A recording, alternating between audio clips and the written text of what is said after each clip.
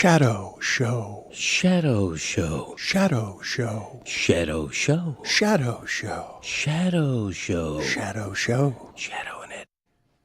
I come in today and legitimately excited and happy, missed you guys, to be back at work. And as I'm walking through the eating area, Greg Cody says to me, and I was delighted to see Greg Cody. It's a Monday. I wasn't expecting to see Greg Cody, so I'm made even happier by that. And he just looks at me and he says, "The bacon is undercooked. Can you get on that?" You should, yeah. See? I mean, you're in charge here, ostensibly. So what are you doing about it? I didn't know it was undercooked until minutes ago. I will have to do something about it because he's been complaining about it since. He says there is no food that is a greater disparity between when it's done well and when it's done poorly. Right. When it's done well, I can eat a pound of it in one sitting. If it's done poorly, I don't want to touch it. I don't want to put it on my lip. Is it undercooked or is it just undercooked to your preference? It's undercooked to my preference / undercooked. Like not food safe. I think it skirts that. I think it's edible. That's not good. I think it's edible. You don't want to skirt food safety. No, you're right. I do think it's marginally edible, but not to this guy. No way, Jose, as we used to say. You can't say that anymore. I don't know. I do believe. You say You it? know what? I don't know. I believe, just said it. I said it the other day. You know what? I mean, believe we should cancel that. I'm gonna proclaim that insensitive to my people. Make some fine. No way, Clay. Make it. I'm okay with that. Get my people out of your mouth. it needs to be 2 syllables, man. I mean, Does it? I think so. Do we have a Jose in the building? Because I'm curious what a Jose thinks about that. I look at it as a compliment. No way, Jose means even Jose, who's pretty sharp in all areas, would not say that. No way, Jose. Jose would not eat undercooked bacon. I guarantee you that. Let me ask you guys again on this subject, because he's saying it skirts safety, that basically eating raw bacon might cause sickness. You're not saying that the breakfast here would do that. No. I am proud of Meadowlark Media because we serve breakfast and lunch. I don't think a lot It's of a low bar. I don't think a lot of people do that. I think if I asked most people, does your company serve breakfast and lunch? I think the answer is no. Yeah, what about dinner, though? Billy, what are you wearing? Me? A Caleb Williams t-shirt. What is that? Oh, this on top of my Caleb Williams t-shirt? I'm one of those inflatable wavy guys. Okay. That you nice. see like at whatever, like a mattress store or whatever. Yeah. Yeah, mattress store. I like that. I'm a person, as you know, that I take the bucket of death very seriously, and there's punishments to be paid off, and I'm paying one off. I was told that has a motor. Does it have a motor? It does, and I think I waved too hard, and I think it just broke, and now I'm deflating. He is deflating.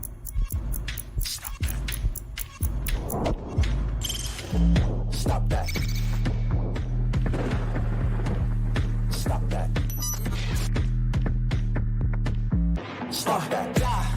I hear him chat to the noise. Move too quick, can't stop for the talking. I hear him chat with the walking. Just too sharp with the prize. White girls let it tell me I'm awesome. Yeah, hot like fire on the pan. If you wanna touch my, please use caution. Cold like 0 degrees. I'm out the cage, gotta let out the beast. Revolutionary, gotta let out the streets. Locked in a cage, I'ma let out the sheets. We came for one man, forget my peace. We take the west side, take on the east. I'ma put him in the cage, never let out the. I hear him chat to the noise. Move too quick, can't stop for the talking. I hear him chat with the boys. Not so tough, but mans keep walking. Yeah, just too sharp with the prize. White girls, let it tell me I'm awesome. Yeah, hot like fire on the pan. If you wanna touch my, please use caution. Stop that. Stop that. Stop that. That is Jess being a really good teammate right there. Jess has scurried over from her position, and I got to tell you, she did not want to leave that position because I've rarely seen Jess as radiant as she is today. The Pittsburgh Steelers last night had her snorting Tomlin press conference late into the night as her boyfriend tried to sleep and she wouldn't let him. Mm-hmm. She's laughing at your Jets because Davante Adams now lost to the Jets with the Raiders, got traded, and then lost to the Steelers with the Raiders, got traded, and lost again to the Steelers last night. Who's Aaron Rodgers going to fire today? I don't know. He's out of moves. I mean, he is completely out of moves. He got Davante Adams. They were saying last night that Davante is the missing piece. Yeah. Aaron was supposed to be the missing piece. It is so embarrassing. I am so distraught because I had such big expectations for this team, and the guy who is letting me down is the guy that I had huge expectations for. He is the reason this team is losing football games. The throwing interceptions is not something that I'm used to. I imagine a lot of people are enjoying Aaron Rodgers falling apart in prime time with the Jets having all of these games. Look how happy Jessica is. She just fixed successfully Billy's inflatable arm man costume. A hero. You've begun the show as a hero, Jess. Billy and I just got very close. He looks great, though. Dan, Beanie Bishop, undrafted free agent, 2 interceptions against Aaron Rodgers on Sunday Night Football. We all questioned Mike Tomlin last week, saying, why are you not starting Justin Fields? Justin Fields started the season 4-2 with the Steelers. He's been really great in the QB run game. Russell Wilson hasn't been a great quarterback in a couple years. The Broncos thing was a disaster. Why are you starting him in Sunday Night Football against the Jets? They have a good defense, right?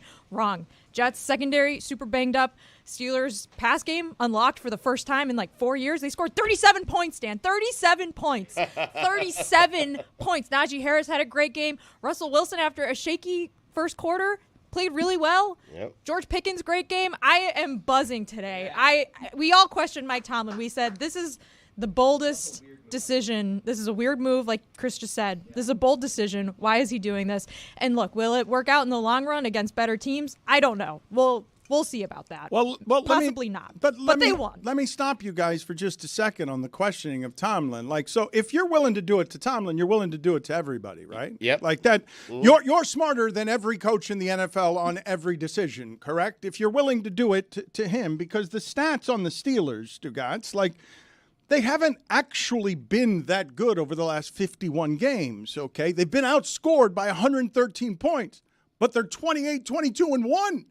Like, they've been outscored because they're not actually any good, but Tomlin always has a winning season. And Tomlin, who was too hip-hop for the Miami Dolphins, who then hired Cam Cameron and went 1-15, has instead, with the Steelers, become essentially Don Shula of the Steelers of this time. I know they had Chuck Knox, but he's the one coach that we all say, I thought, well, if he's choosing between his quarterbacks, he's not going to do wins like the rest of us. He's going to actually assess the quarterback, and he's going to figure out that Russell Wilson is better than Justin Fields based on watching him a lot more than us and having a lot more invested in it than us. Chuck Knoll, that's a fine. Chuck Knox was the Seattle Seahawks head coach. I think a cup of coffee with the Bills as well. Thank you. Yeah, Good you got point. it. Yeah. Very good point. I mean, the guy won 4 Super Bowls. I mean, I'm a little rusty. I've been off for 9 days. That's going to happen. I deserve that fine.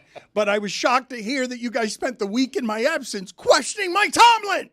I was all Stugotz on the day I was off last week, to be fair. I did question him, but I also, at the same time, like, I watched all of the Steelers games leading up to this game, and I think a lot of people just looked at Justin Fields' stat line and looked at the win and loss record and said that he was having a good season. Like, I mean, I'm not going to pretend like he didn't have some really great moments, and especially earlier in the season had a couple really good games, but he didn't play well against the Raiders at all, and so I was not really that surprised about the decision, but I did question how much better do you think Russell Wilson can be, and it turns out in at least last night in the pass game, again, against a really depleted Jets secondary, he was a lot better, and that was a key to scoring 37 points for the first time in 4 years. in fairness to me, questioning Mike Tomlin was the second most ridiculous thing I said last week. I said Ohtani was overrated. I mean, so. That right. show. There's Jesus. so much to talk about. There's too much to talk about, right? I mean, the Liberty win a championship, best basketball team in New York since 1973. The Dodgers and Yankees are in the World Series, which is just amazing. Perfect. And just, I can't tell you, Stugotz, I don't like the Yankees, okay? Yeah. Watching them play against the Guardians I enjoyed nothing in baseball more this postseason than watching the Guardian catcher and pitcher realize before the rest of us that one of those Yankees had gotten a hold of the ball. And they just deflate, like with all the catcher's equipment. Naylor is deflating. You got Bybee and what happened? Deflating like Billy, I was going to say. Yeah, exactly. Well put. But we've got so much to talk about, and you guys are starting on Steelers-Jets because football rules. College football was great again this weekend. So good. By the way, Minka Fitzpatrick absolutely cheated out of that blocked extra point. They called him for using leverage. He didn't touch anyone. That was a perfectly timed leap, and that was, oh my God, that was a real turning point for me in this game where I said, okay, I went into this game thinking if the Jets win, whatever, Steelers, we suck. I hate them so much. And then that happened, and I was like, no. This Steelers football, the special teams has been so good this year. I can't watch them lose to the Jets. The Jets stink.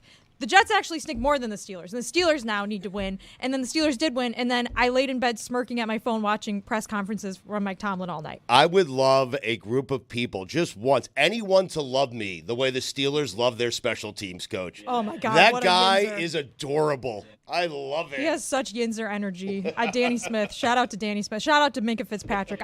I count that Why are in my you personal shouting record people out book. like this? They What are won you- Sunday Night Yes. Football. What That's are what you you do. doing? Yeah. Because, Right. Dan, the SNF. Steelers lost Sunday Night Football like 2 weeks ago to a terrible Dallas Cowboys team. Cowboys team. And I thought that I would never feel joy again. Yeah. But then last night, they scored 37 points for the first time since... Okay. The last time they scored 37 points, I Jessica. worked at Sports Illustrated. Jessica, I need you to Sports calm Illustrated down. existed. Shout out to the Steelers.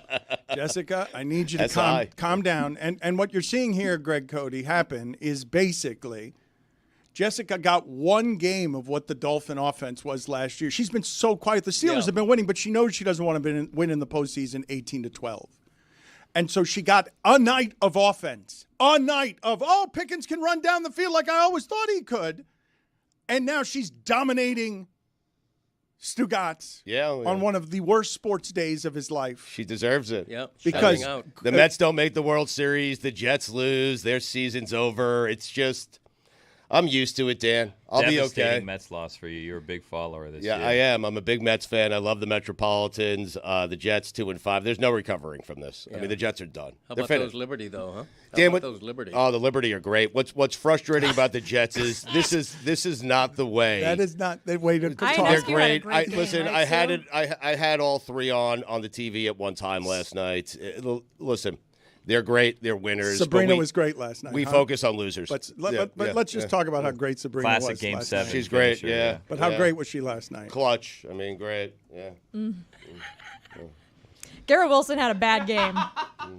Really bad game. Who Aaron did? Rodgers was picking his nose on the sideline at one point. Yeah. It also looked like he may have had some smelling salts. I don't know. He looks old. He checks down. The offense stinks. He stinks. I mean, I'm so tired of it. How I about really am. he should admit that he stinks at this point? Not in those words, but he needs to gain credibility with Jets fans by saying, I've been a disappointment. I'm disappointing myself. I need to be better. I need to lift this team. This is why they brought me here. The experiment isn't working. Aaron Rodgers needs to be better, said Aaron Rodgers. That's what we need to hear and never will. Well, let's backtrack for just a moment. Jessica mentioned a couple of things, so let's go to the Aaron Rodgers nose picking first, because it's where we must start today on a day of championship. He ate it. Did he eat it? It looks like he ate it. Wasn't even his Oh, my worst pick God. of the game. Hey-o. We also we all, Oh, he did eat that. it looked like he He ate did, it. yeah. Put it on the poll, please, Juju at Le Batard Show. Did Aaron Rodgers eat the booger? Yeah. Oh, my Also, let's go to him on the sidelines with the smelling salts, or what we allege are smelling salts, because he's just sniffing. It's just, I guess it is smelling salts, right? Like that's either that or earplugs. I don't know what else could that be. It just looks like a jar my wife has by the bed of things that she sleeps with. I love how it has to go into every hole of the face mask. He puts it in the front, and then it's like, all right, I got to go in from Wait, the what does side your wife here. have by the bed? A jar of I'm stuff. confused A by that. holistic remedy of some kind, or It's just earplugs. It's just a jar of earplugs. smell? Oh, That's it, not to smell. no, you're snoring, right? I'm just saying it looked at the bottom. What is it? What does my snoring have to do with That's anything? what's I the mean, why would earplugs you wear for? Yeah. earplugs to bed? I You mean, don't. You don't do that. What if there's an emergency? I've always been afraid to put like earplugs or like an eye mask on in case there's an emergency around me. Thank and you. I need to act immediately. Billy's right. Thank you. It is. I almost said against the law. We're not there yet, but it is unwise on so many levels to wear earplugs at night. but like the eye mask, as if like you'd wake up and be like, oh, I hear something. There's trouble, but I can't take this eye mask off, Correct. so I can't help. Yes. No, Sorry, honey. You're on your own. I have an eye mask on. The earplug thing reminds me of my grandma who, well, when we're like sleeping in the same hotel room or something on vacation, she'll take out her hearing aids at night and she'll tell me like, if something happens, if someone breaks in, wake me up because I can't hear anything. And I'm like, Grandma, who is breaking into our hotel room? Like, we're in Charleston. And what's she going to do if someone breaks in? Like, is grandma? You don't wanna know. She knows mixed martial arts. Like, She will. My grandma is so loud that she has literally raised people from the dead. A guy at her church had a cardiac event once, and she screamed his name at him in his face so loud that his heart started working again. And then the paramedics came, and he ended up surviving. Jessica, holy shit. So I think she would scream at them until they died. It's a miracle. I was about to make fun of you when you said literally raises people from the dead, but then you rose someone from the actual dead. And he was pissed too. He wanted to die. Really? He has not talked to her since. I mean, once you're dead, right? Just one miracle away from being a saint now. Holy crap. Once you're dead, Stugotz, Do you want to come back? I mean, it's comfortable under the. put it on the poll at Le Batard Show. After you're dead, do you want to come back? I really don't understand what you're doing. Are you tired from God Bless Football? No, I'm not tired from God Bless. I'm just asking the question. Once you have died and you're taking the big nap, do you really want to come back from it? That's all. It's a good I mean, question. Yes. Is it though? I thought people were generally averse to death. I thought if there was ever a Nah. quote that we or a consensus we can find in the divisive landscape of America and talking sports, I thought people generally wanted to live. Not this guy. I think it depends. Well, he's a Jets fan and a Mets fan. Yeah. That's why he feels today I could use a big nap. like it would be better for the big nap. Greg, how do you feel about nose plugs when you sleep? I'm not in favor of any of that stuff. Really? No. I mean, what am I, a horse? You know, they do that to horses. They put blinders on a horse so that it's not distracted by what's over there. That's generally when they're on like a vehicle on the highway. Right. I know, but horses love to. When I To see a see, horse trailer, yeah. when I see a horse trailer, I look in all the time in case it's Comley, my have racehorse. to, yeah. And it Just in never, case he's strolling by, right? It never is, by the way, because Comley always runs in Europe.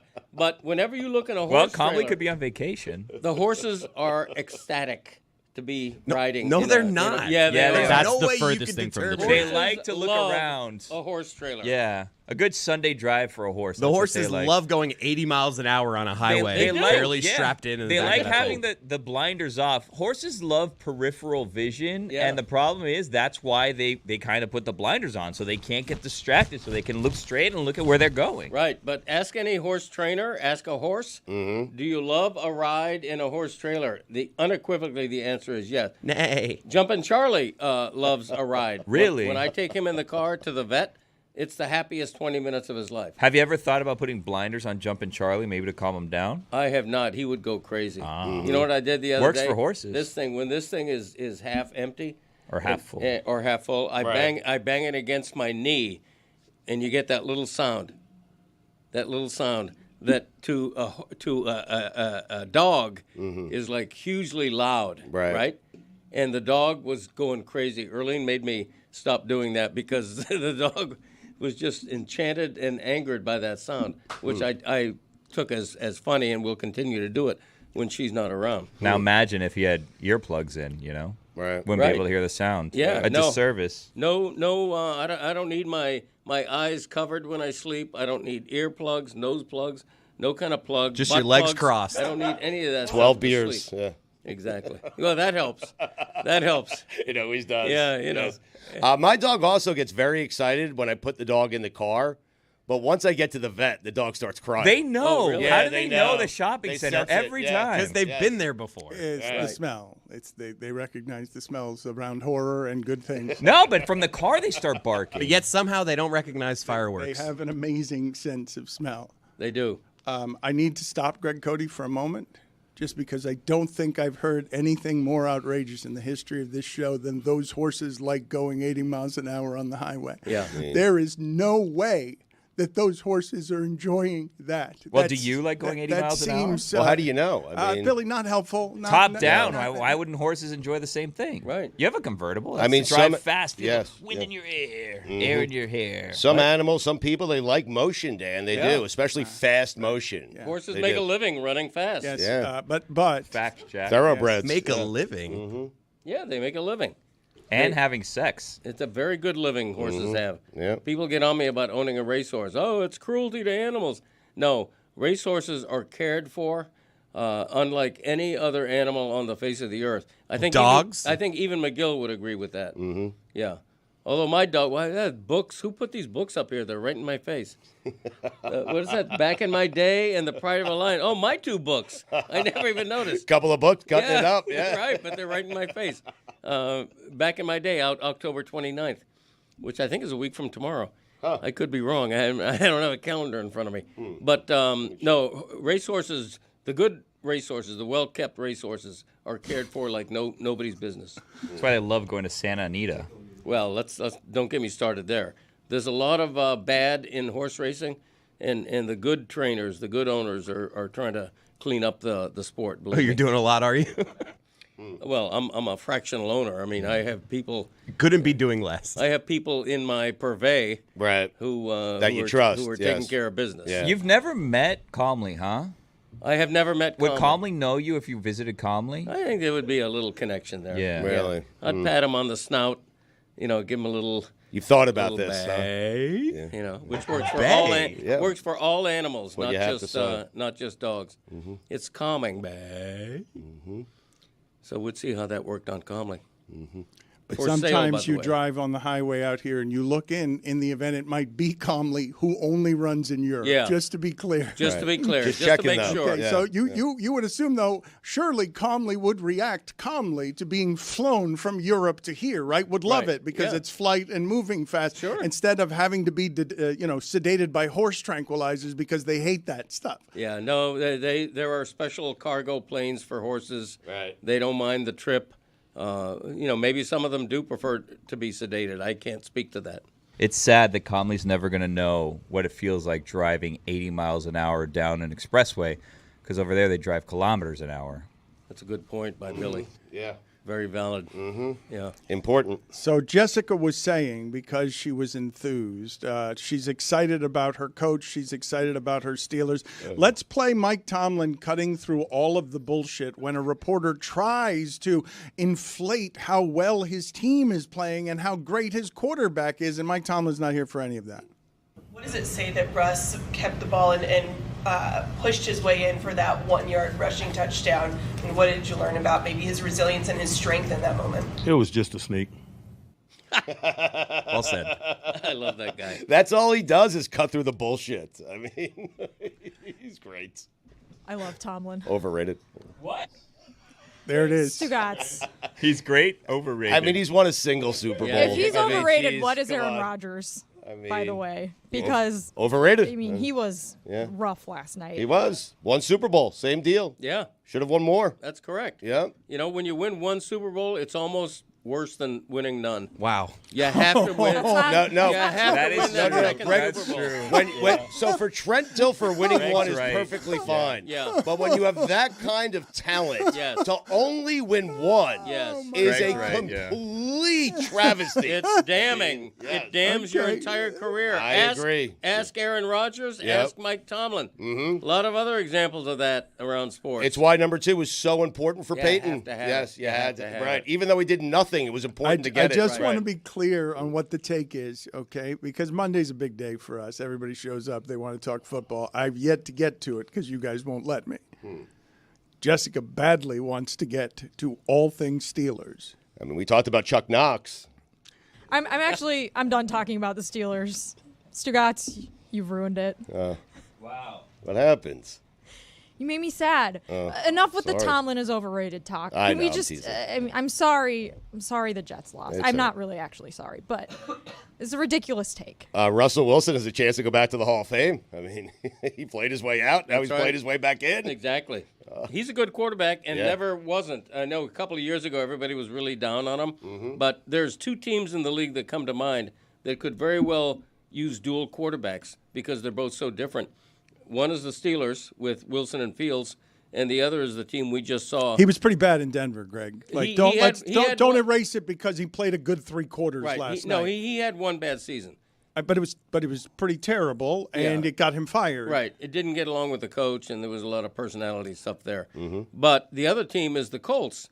Joe Flacco, pretty good quarterback, best backup in the game. Only one Super Bowl. But Justin Fields is such a different quarterback than Flacco as Fields is from What is your take Wilson. that it is better to win no Super Bowls than one Super Well, Bowl? I use the word almost because obviously I'm exaggerating. But my point is, if you aspire to being an all-time great, as Aaron Rodgers does, one Super Bowl ain't going to cut it, okay? Yeah. When Aaron Rodgers retires in 2 right. years or whenever, Dan Marino's got none. I know Dan Marino has none. He and- would rather and have Dan Marino's career, is what he's saying. He's paid for it. Dan Marino's paid for it by having none. Aaron Rodgers will pay for it in legacy Yes. by having only one. He's right. Brett Favre is paying for it. He will be Yes. seen as underperforming. You think Aaron Rodgers' 1 is worse than Dan Marino's 0, just to be clear. comparable? Yeah. Comparable. Well, Stu, the people of Mississippi were paying for Brett Favre. That's a fair not point. Brett Favre. Put it on the poll, please, at Le Batard Show. Is Aaron Rodgers' 1 title less valuable than Dan Marino's 0 titles? Look at what that second career did, second Super Bowl did for Peyton Manning. That's a good point. Look at that. I mean, it changed everything. You're it right. changed the entire perception about Peyton Manning. What's he needed it. right about, Stugotz? You need a second Super Bowl, Dan, to you kind do. of I know, but what he said originally No. is that having none is better, is almost better. than- almost right, almost. He stopped just short of saying it. but Yes, right. Right. Zagacki. Eli Manning also, too. That second one was huge. And he Important, may yeah. not be a Hall of Famer without that second Yeah. one. Now he Yeah. might be a first ballot guy. Well, that's what they say. Not if I'm voting. I'll tell you that. Oh, Yeah. really? Wow. Yeah, I don't put Eli Manning to me is not a first ballot Hall of Famer. I agree. Yeah. I mean, winning 2 is almost worse than winning 1. That's another way to put it when you're Eli Manning. If Trent Dilfer Yeah. wins the second one, he's the same Trent Dilfer. Nobody's going, oh, now you got to think about him for the Hall of Fame. No, you don't. So 2 doesn't matter. No, we're talking about the depends on player. expectation. It could be a Right. burden in some Right. instances. I mean, we all agree Rodgers should have more than one Super Bowl, Yes. correct? I mean, And- everyone agrees Right. with that. And Yes. frankly, Tomlin should have a second one. Yes. Yeah. Thank have you. to. Thank Yeah. you. Yeah. For coaches, is 0 almost better than 1 also, or is that just for players? It depends on the circumstance. Oh, okay. Like Stugotz's, record book, personal record book. Thank you. With me, it goes player by player and coach by coach, whether 0, 1, or 2. The only thing that's agreeable to all is that once you win that third Super Yeah. Bowl, you were in rarefied air. Yep. You were breathing oxygen like nobody's business. Mm-hmm. And so if you get that third, there's Why no is it debate. like nobody's business? Well, it has to be. Well, ask, What does that even mean? Well, ask someone that's won 3. It's a different type of oxygen, Dan. Breathing Right. oxygen like nobody's business. Right. That Rarefied means air. you're Endless flow of oxygen. Yeah, Yes. if you have 3 Super Bowl wins, you don't even No need big the air. naps here, right? We've got so much oxygen, it's just a life force Right, forever. yes. It's a world you'd like to live in after dying, perhaps. There you go. The story from yesterday that I don't believe anyone's going to be talking about is the fact that Patrick Mahomes is terrible this year and they're 6-0. Yep. Like he's not, never mind, he's not Patrick Mahomes. He's in the 20s in all his quarterback ratings and basically has Bo Nix-like stats Yep. on touchdowns and interceptions, and they're the only undefeated team. He leads the league in wins. I mean, That's right. Yes. That's the only stat he leads in, but in all quarterbacking stats, he's in the 20s. Yeah. yeah. It's very disappointing. I picked San Fran, so I'm very disappointed in Mahomes. So your analysis of the game is just what you thought and what you picked and how you got it Yeah, wrong. exactly. Okay, that's your first thought. Because Why wouldn't it be? It's all about me. Whee! That's right. Mahomes also leads in spags. That's true. He does. I mean, that guy's the MVP. I'm telling you. Jared Goff's the MVP. He's so good. That game was Hold so on good. a second. Baker plays tonight. What a Let's great just. Oh, that's right. The last 4 games, Jared Goff. Oh, my God. Jared Goff has been the best quarterback there's ever been.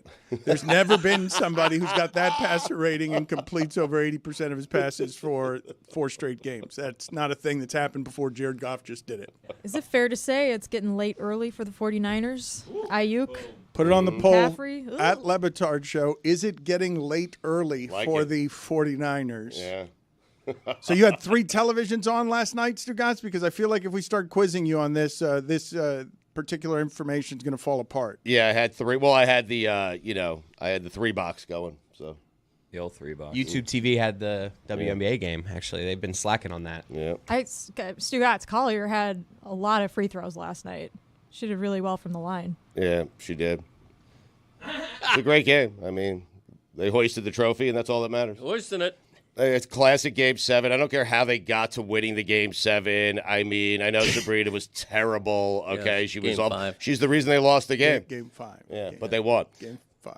But had they lost, she would have been the reason they lost the game. Is that fair? Felt like a Game 7. Yeah. It did feel like Stewie. Game 7. Thank God the WNBA is going to a best of 7 in the finals next year, and that's been way a long time. It's about time. Yeah.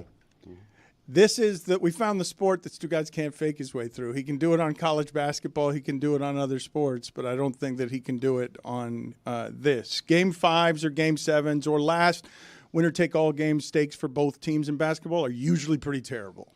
Liberty win the championship shooting 30% because more people are watching than have ever watched, and you kind of feel it. And this is something that is felt everywhere by everybody in these.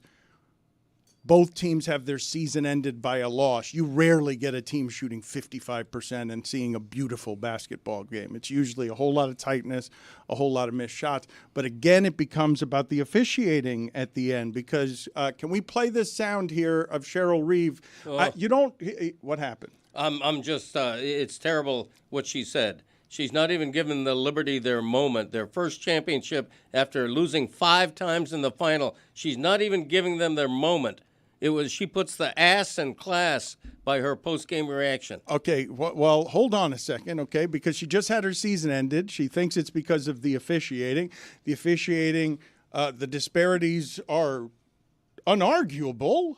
So after the game, usually they do, all of the coaches do what Stugotz does, or what Cody is suggesting here. At the end of losing a championship, try to show some grace. You rarely have a coach just say, that shit was stolen from us at the end. It's a shame that officiating, had such a hand in a series like this. Obviously, there's always going to be a team that's going to be a little more disappointed than the other. I thought today was incredibly disappointing. The challenge, we have got to change our challenge rules, and the officials doing the game should have a third party because that was not a foul. I know all the headlines will be Reeve cries foul. Bring it on, right? Bring it on, because this was stolen from us. Bring it on. Greg, did you think it was a foul on Alana Smith? No, I wasn't watching. I've seen the Attaboy. replay since. Yeah. I've seen the replay since. And whether it was a foul or not. Why couldn't you have just answered? I mean, whether you saw it or didn't see it. Appreciate the honesty, honestly. Because I'm a truthful guy. Yep. I have seen the replay a couple of times. I don't abide any coach. If an NBA coach says that, he's fined $100,000. I hope the WNBA She'll probably get fined. fines her a commensurate amount because you just don't do that. I don't care if the free throws are 45-13. I don't care if you dispute a particular play, a particular call like that. You have to have more grace in defeat than she showed. I mean, fair enough if you want to criticize her for taking this sort of tone during her post-game press conference, but Cheryl Reeve, she's a ultra competitor, and I think she feels sort of justifiably slighted by the officiating in this game. And it's not just this game. Like, the officiating in the WNBA as a whole is baffling from night to night a lot of the time. The officiating in Game 1, there were some really sketchy calls that kept the Liberty in the game late and took it to overtime. And I thought the Alana Smith foul was pretty egregious. There was also a missed travel call on Stewie late in the game that would have ended it. They reviewed the foul on Smith and said that they stuck with the call. I just don't. I really don't understand it. It was weak, and to lose a game on that, it really sucks. At the same time, like you said, Dan, the Liberty had a god-awful shooting night, especially from three. They could not shoot from three at all, and the Lynx were not able to capitalize on that throughout the game and build a lead.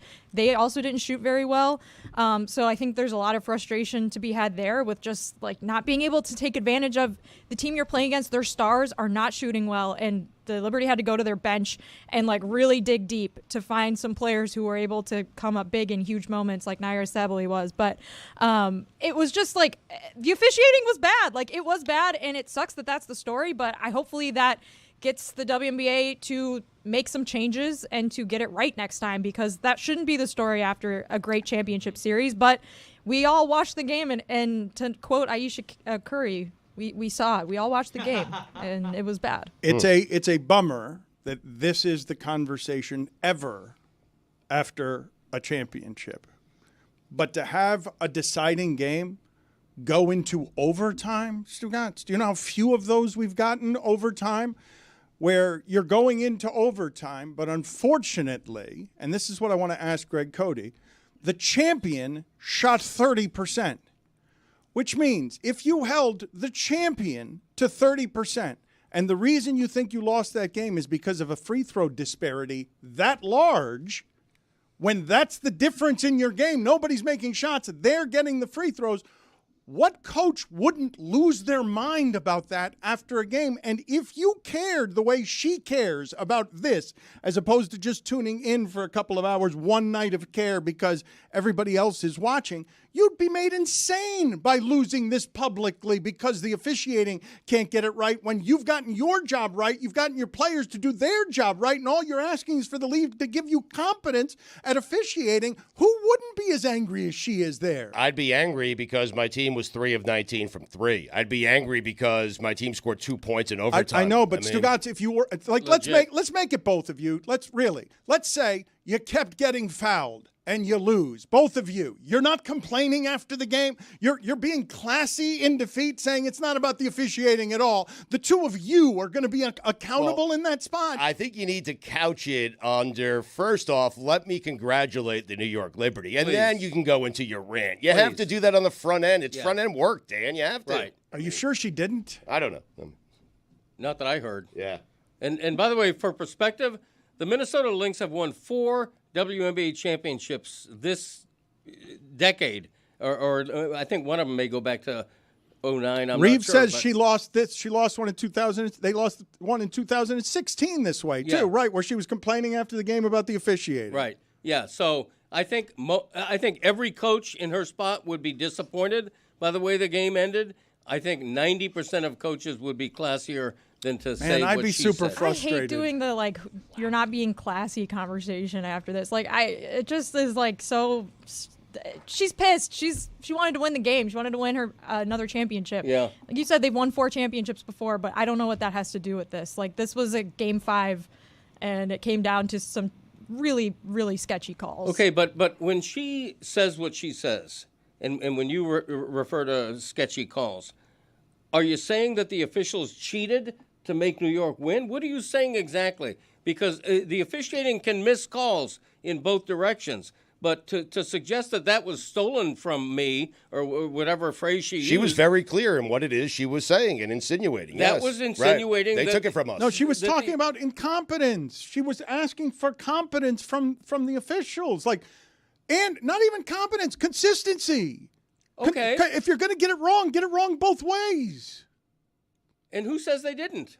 But look at the free throw disparity. Did you not watch? That doesn't always indicate anything, the free throw disparity. How about the team that had more free throws was fouled more often? Is that a possibility? What were you saying after Saints-Rams when there was just like a clearly terrible call that affected the game? I mean, I had the Rams winning, okay? so it didn't Are bother you me. okay? What happened? I'm there, struggling Chris? here. Wait, so Greg, if deep. Greg had picked the Lynx last night, I think we're talking about this in a different way, is what I'm hearing. Yeah, he'd just be talking about his pick. That's right. I mean, we all have our perspective. I didn't have any money or particular interest in the game. I was rooting for the Liberty only because They'd been in the finals 5 times before and never won. Right. You know, I was happy for them. I'm with you, Greg. And like the season is longer than one game. The Liberty were the best team this whole season, and they deserved a championship based off of their full season of play. And I Right. don't want to take anything away from those players because despite the terrible shooting Take last something away night, from them. They played really great this season. However, the Lynx were the best challenge to the Liberty all season long. And the Lynx were really good at playing against the Liberty specifically in the season and especially in this playoff series. So I just think that she's totally entitled to her feelings about how this game ended, because if it happened to any of us that way, we would also be pissed off and not very happy about it. I think the common sense, the common courtesy in her position is to start off by congratulating the opponent and then say, having said that, I didn't like some of the officiating. But to say it the way she does, they stole it from us, that's too much. Now, if the Liberty don't go on to repeat or win another one in the next, 3 to 5 years, was it worth winning this one? You owe money from your phone dinging in the middle of that. He has no idea. Yeah. Why are you reaching down? No. And you were getting texts about calmly. All right, excellent. You okay, I was Greg? looking for my cough button. Yeah. Somebody stole it. Someone moved it, yeah. Yeah. The cough button was moved.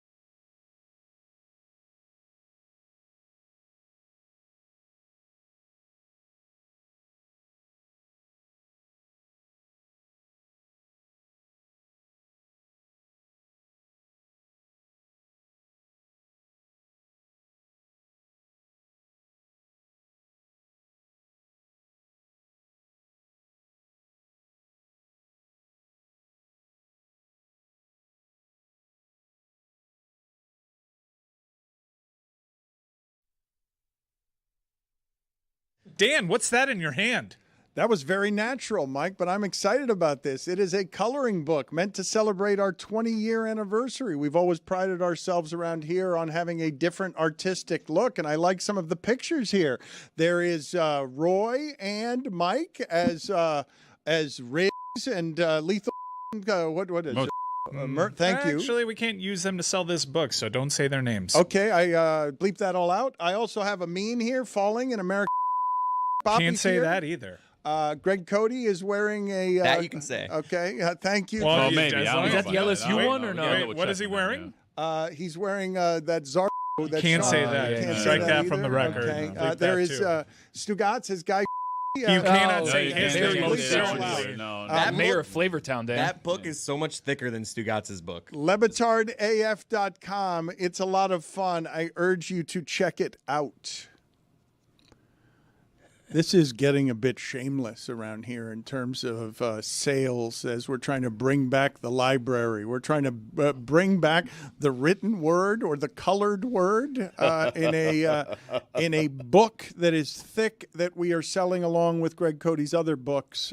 We've got a coloring book for those of you who enjoy the art that Angel Resto and my brother did. And I've also recently found an assortment of my brother's art that I'm going to figure out how to interact with the audience on. But we're proud of the work around here that creates books. Stugotz's book is already a bestseller, and it hasn't even come out yet, but I saw some written words, and it made me happy and proud for you. What are the when do we get the Stugotz book in time for Christmas? It's coming out late November, StugottzBook.com. If you want to pre-order right now, it is doing very well, and I thank the listeners for supporting my book because it is number one in several different sport categories on Amazon. So thank you. Greg and I are talking about perhaps doing some sort of event together where we sign some books, talk to some of the listeners, so we will keep you posted. But the book is doing very well. Thank you. Okay. So a lot of books around here, and a coloring book is something that you can get to celebrate our 20 years. LeBatardAF.com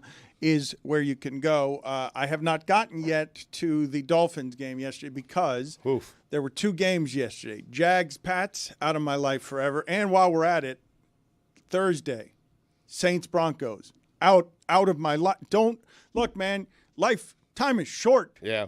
Time is short before the big nap. Mm-hmm. Stop with said. Broncos Saints on Thursday night. No, get that out of my life where I already have to deal with your second string quarterback and it's week 6. No. Yeah. Half the league is bad and half the guys are playing quarterbacks who don't know how to play quarterback. But Bo Nix.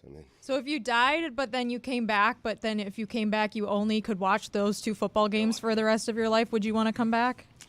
The big nap. Yep. I might want to stay in the big nap if what I got was Jags, Pats, Saints, Broncos, or, I'm sorry to say this, Dolphins, Colts. Out of my life. Yeah, you got that right. Just get out. I know now the Dolphin fans are begging for Tua to come back. This poor guy. Begging this poor guy to please come back and save our season. Look, what's happening with the Jets. The Bills look shaky for a half, and we believe we're going to send you into the second half of the season concussed because we're desperate. Because look at what Waddle and Hill look like when Tua's not their quarterback. Are you kidding me? What was it, 3 touches? Yeah. 3 touches, 4 targets for Hill and Waddle? Two catches for 19 yards. How? How does that happen? How can you not scheme up something other than that? The Dolphins fail at the end of the game. You're up at the half. You give the ball to your fullback. He's carried 6 times all season. He fumbles. On 4th and 1 and on 3rd and 2, you're not running the ball. You got Armstead back. All you need to beat an Anthony Richardson, who's not very good. What was he, 10 for 24? And he's going to get injured again before the end of the season because he likes to run at cornerbacks. Yeah. Losing that game, and now rushing Tua back in a panic because you think that it'll save your season? Rushing back seems I don't know if they're rushing him back. They said he was coming back. It's been like 5 or 6 weeks. Yes. Well, he's practicing this week. Why was he wearing sunglasses inside when you're planning on coming back? Even if you got a headache, the optics. Right. The optics. Mm-hmm. No sunglasses inside. Yeah, I disagree. He's Joe Cool. That's who they need him to be. They need Joe Cool to come back and play quarterback. And by the way, when Tua's back, you're not going to have that problem with not finding Tyreek Hill.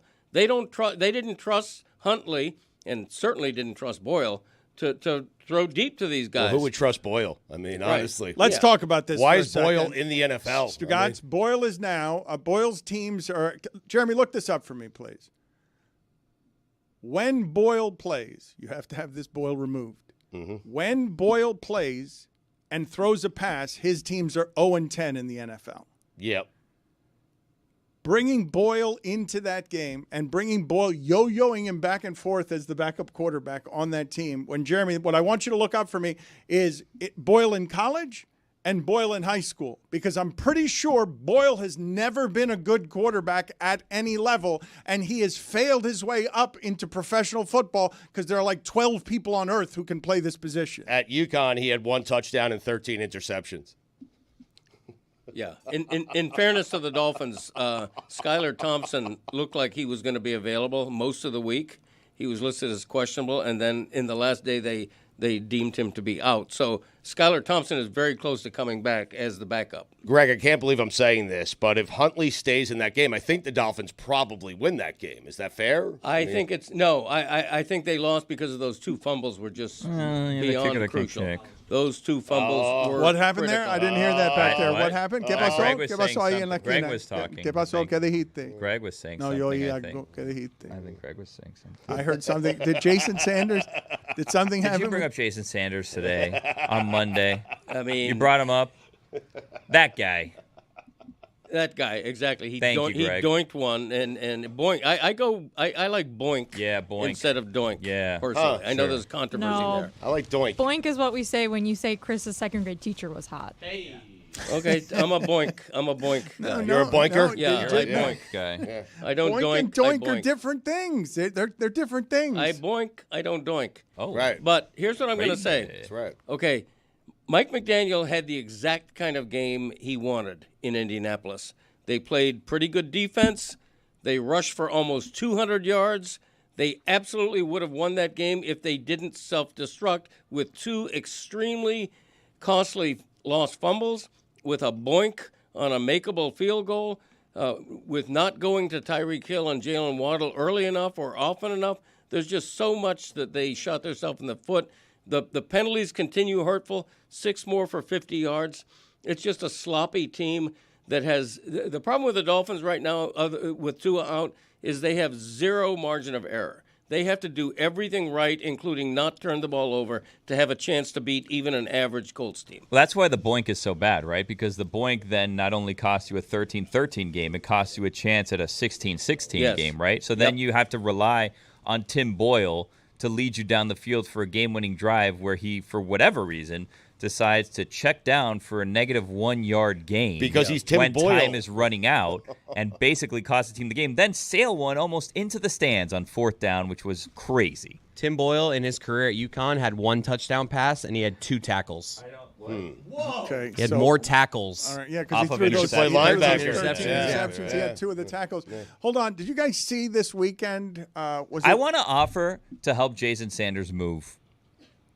I don't want to actually do it, and I Billy. feel like Right. things would be frosty if I did that. But like, I feel like, look, guys, this isn't working out. We can agree on this, right? Like, this situation is not panning out. But let's not end on bad terms. Let's not just say, hey, get out of town. Like, let's help, right? Can we do that? Can we put up a QR code? Maybe we can do a something. We scan the QR code and we can Billy, volunteer this is maybe dangerous. in shifts to This help. is look. We're being made crazy in South Florida because Giancarlo. I got it Stanton together. let- I don't no, know you what don't have you're it. talking No, about. I'm thinking straight today. You're not thinking straight when you're coming very close to doing what it is that Lions fans did to Dan Campbell because he lost one game and they showed up at his house and he says, "I got to move." You're offering to move Jason To Sanders. help. I mean, Right. should he not be on the team anymore? We don't want to put him in a bad position where he has to like, oh, how do I? That'd be horrible. You got to think ahead. Yeah. So we're trying to find solutions. We're a solution-oriented situation here. You're this mad? You think it's their kicker? They go into the game. They've got Hill and Waddle, and all they want to do is run the ball. They also had OBJ yesterday. 2 targets. Okay. No catches. And Tua's going to come back. You say rush. You say I shouldn't have used the word rush back, but I do want to discuss with you guys as we head into it because it is fast how quickly we lose perspective around here. Okay, you get 3 games of Boyle, and Ooh, was that me? Is that Dan's? Definitely not Dan. You know, we're taking care of business here. Yeah. TCB. Okay, $3. The thing is off $3. now. The volume is off. $3. Okay, I'm getting it. Just go about your show. Yeah. And at some no, point You'll just, find it. No, Right. just please get the money now. Fine. If you're going to get in the way of the show It is a that fine. aggressively, then yes, pay the fine. See, Tua has its second arm sleeve now when he comes back. This is a different Tua, I guys. want to talk to you guys. It's not your about mama's this, Tua. because I know everyone's got opinions here. I know Chris and Greg, a family of homers, descendant from homers. Greg Cody is still here to tell you that this Dolphin season has hope because the schedule's not that tough. And while you guys objected to me saying rushing Tua back because it hasn't been rushed back, But we're all in agreement that if there's another concussion this season, everyone's going to be howling for him to retire. And Josh Allen has played 7 games and not thrown an interception. The Bills don't look quite right. They don't look like they were last year. But he's played 7 games, and Josh Allen has not thrown an interception. You're not as good as that team. Him coming back and risking injury again because you guys don't like the way the offense has looked for the last month. I just want to... Well, he's not doing it for those reasons. I want to examine as a show, before we go into it, our discomfort going into it, because you've got brain injury guy as your quarterback, and you want him to save you in the division. It's not the superhero you want to be. No, that's a brain injury guy. No. Josh Allen also had a concussion this year. He did. I feel concussed when you tell me he's played 7 games and has 0 interceptions. More concussions than interceptions. Let's remember, Jeremy's not watching Tua play. So I really don't want to. I mean, they've given me no reason to want to watch him play as a franchise anyway. So Right. he's coming back. They're terrible. Better not watch. They're not going to win anything. Are All you right, gonna make fine. the I won't moral- watch. Are you going to make He said that when the it happened. moral stand? I didn't say. said- I didn't say He that said he I didn't wouldn't. want I said to. I didn't want to see him Did play this team quarterback just again. give up when Tua got that concussion? Like, did they just stop coaching the team? clearly. It just feels like they've all kind of shrugged through the last few games, Greg. I mean, they won at New England with Well- good defense. They won at New England the same way they intended to win in Indy, and the game plan was working, if not for those 2 turnovers, and that's a big if, granted. But if they play a clean game, they win that game in Indy. There's no question about it. They played good defense. They had almost 200 yards rushing with no Tua. That's exactly the way they intended to play that They're game. 3-3 today if they win that game. They Yeah. should have won that game Right, yesterday. exactly. Yeah. And when I try to put a positive spin on this, I'm saying, A, Tua's about to come back, and the team is a totally different team with him. And B, 3 of their next 4 opponents have a combined record of 7-19, I think. And 3 of those 4 games are at home. Couldn't I So- argue that 1 win against the Patriots is almost as bad that way as no wins against the Patriots? Ooh, I like it. Wow. They've only played once so far. Wow. The We'll see at the Patriots end are of the year. god awful. To win that Well, game, Drake May doesn't look bad. They beat Cincinnati. Keep an eye on Drake May. Drake Yeah, May he'd be looks good. Their Jags win wasn't that great either to start the season. Their 2 wins are not impressive. Yeah, the Jags fair. win hasn't aged well. It was also that was 1 punch away from a loss. So the Dolphins are 2-4, and you guys are saying, "Ooh, so close." Well, to yesterday was 3-3 essentially and 4-2. Yesterday was a game for playoff positioning, Dan. Yep. They were right there with the Colts. The Colts are going to be in the mix for a wild card spot. They are in so the are mix, yeah. So are the Dolphins. Get that mix out of my life. Why? Just All you the have to Colts, do is get man. in. Just get in. Anthony Richardson loves throwing at a receiver's feet. So many throws yesterday were Yeah. like the guy's open and it was just a little short. Super inaccurate. Yet I hear about such a strong arm, but yet coming up short on every He loves guy. it, though, huh? Dan, you were Like he's gonna- doing it intentionally. It seems like it. perhaps you were going to say something before Billy changed the subject to talk about Jason Sanders, but I wanted to get back to what you were going to say, if you remember what you were going to say about something that happened yesterday. There are a number of things that happened yesterday, and honest to God, we've wandered so far away from where it is that I thought we were going with this conversation. From yesterday? Because Billy is obsessed with his Jason Sanders rage. Now I didn't he even wants bring him up today. now he wants to raise money to help him move. No, not raise money. Raise hands. It's a good cause. Raise awareness. No, yeah, I'm like- busy. I can't make it, but it's a good Oh, cause. come on. That's the thing is that you see, so you guys are criticizing me for what I'm saying, but I'm willing to maybe go help. Chris is not even willing to help. So I'm just busy that day. well, you don't even know the day yet. My point Hopefully on it's this Tua, week. and thank you, Jessica, for trying to aid me here, is I don't know how Billy and Chris really feel, but I want voices right now on the record. As Jeremy's like, I'm making the moral stand. I do not believe in concussions. I don't care about this season or this team enough to watch the rest of this when he rushes back. He's going to be booed off the bandwagon in 3 weeks if Tua comes back and all of a sudden Hill's going for $160 again. Because Dolphin fans in this season of hope have gotten the thing that they're mad about yesterday. I mean, yes, of course, almost at Indy. Congratulations. Playoff game. You almost won at Indy. 4-3. I think Dolphin fans are doing this. Oh, we could have gotten it to Tua with a 500 record. And then we have hope about offense again, even though the offense didn't look good with Tua either the first 2 games of the season. They kind of need Armstead. He's important. Like, he's as their left tackle, when he plays, they're a very good team offensively. When he does not, they are not. Like that, it causes problems for Tua to not have his left tackle. Did you see yesterday, for an example, did you guys watch in Giants-Eagles? Both left tackles were out. That game was nothing but sacks and punts. Daniel Jones has not scored an offensive touchdown at home in more than 600 days. He went backwards all game because when you're losing your left tackle, all of a sudden it can short-circuit any number of offenses. But my question to Chris and Billy and Greg, as people who care about Tua, allegedly, my question is legitimate. For this season, really?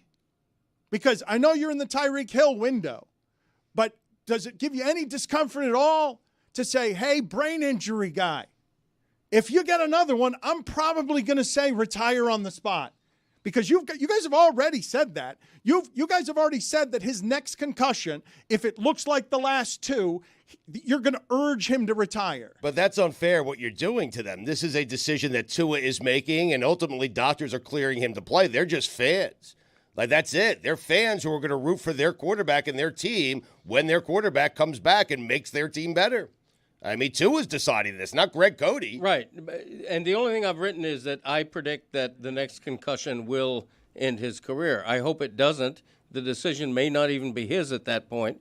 But for now, it's his body, it's his brain, it's his career, it's his team of doctors advising him. While the team, by the way, while Mike McDaniel stands back and doesn't involve himself in the hurrying at all, when Tua and his doctors feel like he's ready to give it another shot, I'm all for it. Dolphin fans should be all for it. You say this season, Dan, they're a game out of the playoffs. Yep. I mean, with the more teams making the playoffs, everyone's still in the hunt. Yeah. Yes. Like my dad said, they have a weaker schedule coming up. This is all I'm saying to you guys. Bad division. And You want us to not be excited to his coming back? no, you're just 2-4 is all. And the idea of being excited about this Dolphin season seems far-fetched when you're like, they're only a game out, but you know they're not as good as the Bills. The Bills did this to the Dolphin season. They came in here, ransacked your team, and knocked you out of the race 2 games into the season. But when their guy, who was dead recently, knocked out your guy, who was already having a bad game because he was desperate trying to get to 10 points and had thrown a couple of interceptions. You know the Bills are better than you. You know their quarterback has played 7 games, doesn't seem to get injured like that, and has thrown no interceptions.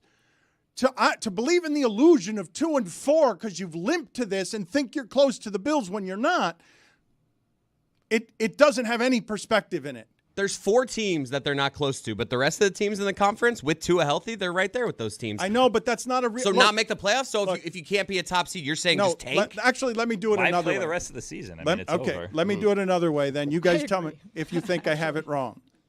Because, yes, I would say, in about all but 10 cities, don't play the rest of the season. I would say that. Like Cleveland, you don't want that whole situation that happened on Sunday? Just don't play the rest of the season. Let everybody go home. Your season's finished. All but 10 of the teams, right? 12 of the teams. Please no more Jets. Please no more Jets. Everybody gets in the playoffs. Basically, what you're telling me is everyone's bad. You're telling me, yeah, I think the Bengals are still in the hunt. Yeah, because... Well, they are. Yeah, no, of course they are. They can win the Super Bowl. No, because everyone is. However, this is what I would say to you, and I believe the audience would say I'm right.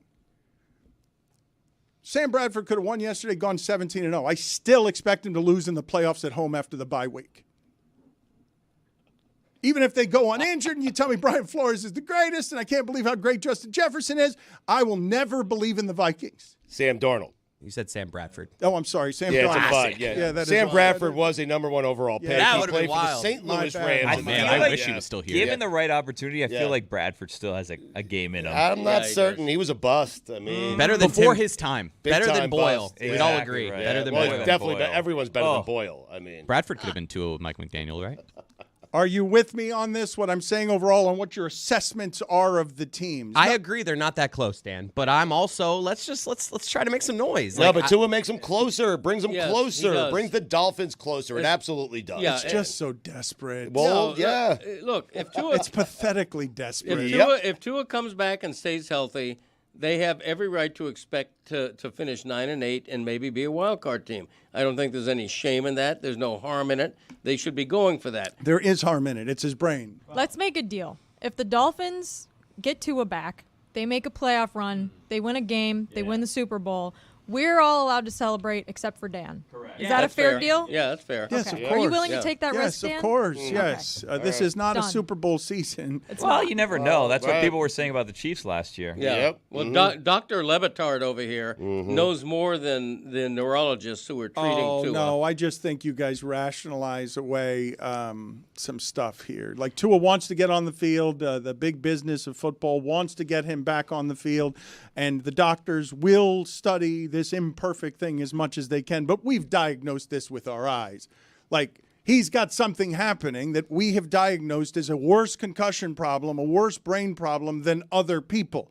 In this case, I do believe many people just listening to this are saying, yes, I know as much as the doctors here, which isn't very much about what the damage of all this is. You're picking and choosing, though. Devon Achane just got back from a head injury. We're fine with him playing yesterday. Like, it's just like, I get it. Tua's had a few of them, but there's Josh Allen had one a couple weeks ago. We're okay with him playing. Well, what Dan is saying is Tua seems to be more at risk than any other player. Well, no, Chris Olave has had a ton of concussions, and no one talks about it because he's not a quarterback, and it's not happening on primetime games. Okay, that's totally fair. But Dan, he is deciding to come back. Like, you can't pin it on the fans for cheering for him when he decides Should to we come back. boo him? Like, he comes back, we're like, boo! Didn't you work shouldn't be yesterday. playing. Get out of here. You can question whether or not he should come back. I mean, there are certainly arguments on both sides of that, but you can't get mad at fans for cheering when he decides to come back. It's just an interesting distinction that Greg is making on the next one being a real a real moment. That's Whereas my concern. The previous That's one, not he my said hope. that about the next one, which then happened against the Bills. Dad, you wrote an And the one article. before that. You wrote an article saying, "Hey, stop telling Tua to retire." But now you're like, "But if he gets another one, he needs to retire." It's like, No. What do you mean no? What I wrote was, I fear that the next concussion will end his career. It's not what I'm hoping no. happens. You wrote a column telling people to stop retiring for Tua. Yeah, that it's the same thing I've been saying right now, that it's not our decision. Unless he has another one, then it's yours. No, Why it wasn't isn't. the last You're one putting the words in my What mouth. he's saying is if there's another one, they're going to force him to retire against his will, and that's what he's concerned about. That's my concern is that either Tua is going to see that he needs to retire or the doctors will see it for him if he has one more concussion. That's just my presumption. I hope I'm wrong, and I may not be right. Well, you might want to be right. If he has another concussion, we might hope that you're right, that they just, take him away from here. Do Like, I take the have decision this out of his wrong? hand. Do I have it wrong when I say he's wearing sunglasses in a dome yesterday because there are light issues with your head and your eyes in a dome? But Dion wears sunglasses everywhere. Yeah, he might just want to look cool. Okay, so which is it? Do we have a theory I on mean, I that? think it's the former, but still. Okay, no, it might not be. It might be the latter. It might be that he's just.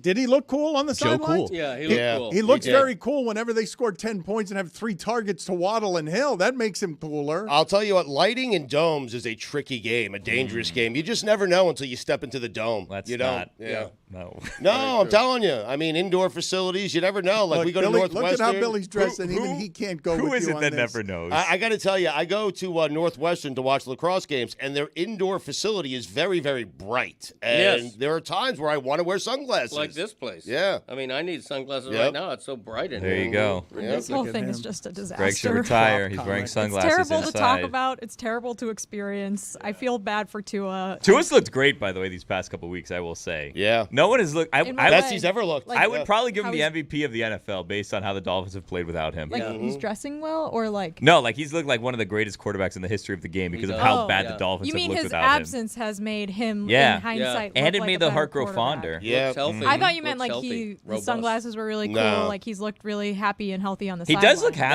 That You too. see pictures He of him, does. like I think I saw him playing ping pong or something. He looked really happy. Table tennis, some people call it. I don't know why. I call it ping pong. Me too. I Yeah. do too. It's a classic boink doink situation. Put there it on the delay? poll, please, at Le Batard Show.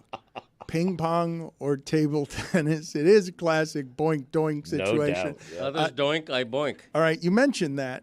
I want to get It's clarification. like pool here. and billiards. I don't like billiards. Oh, pool. Oh, Come please on. stay in Yeah, England. shut up. Billiards. Yeah. You know what I mean? Pool. 9-ball. Fancy schmancy. Put it on the poll, Juju at Le Batard Show. Pool or billiards at Le Batard Show. Greg Cody is wearing his sunglasses indoors in order to look cool. He does. I have to. The lighting in here. Yep. It reminds me of being in a dome stadium. You never know until you get inside the dome. Right.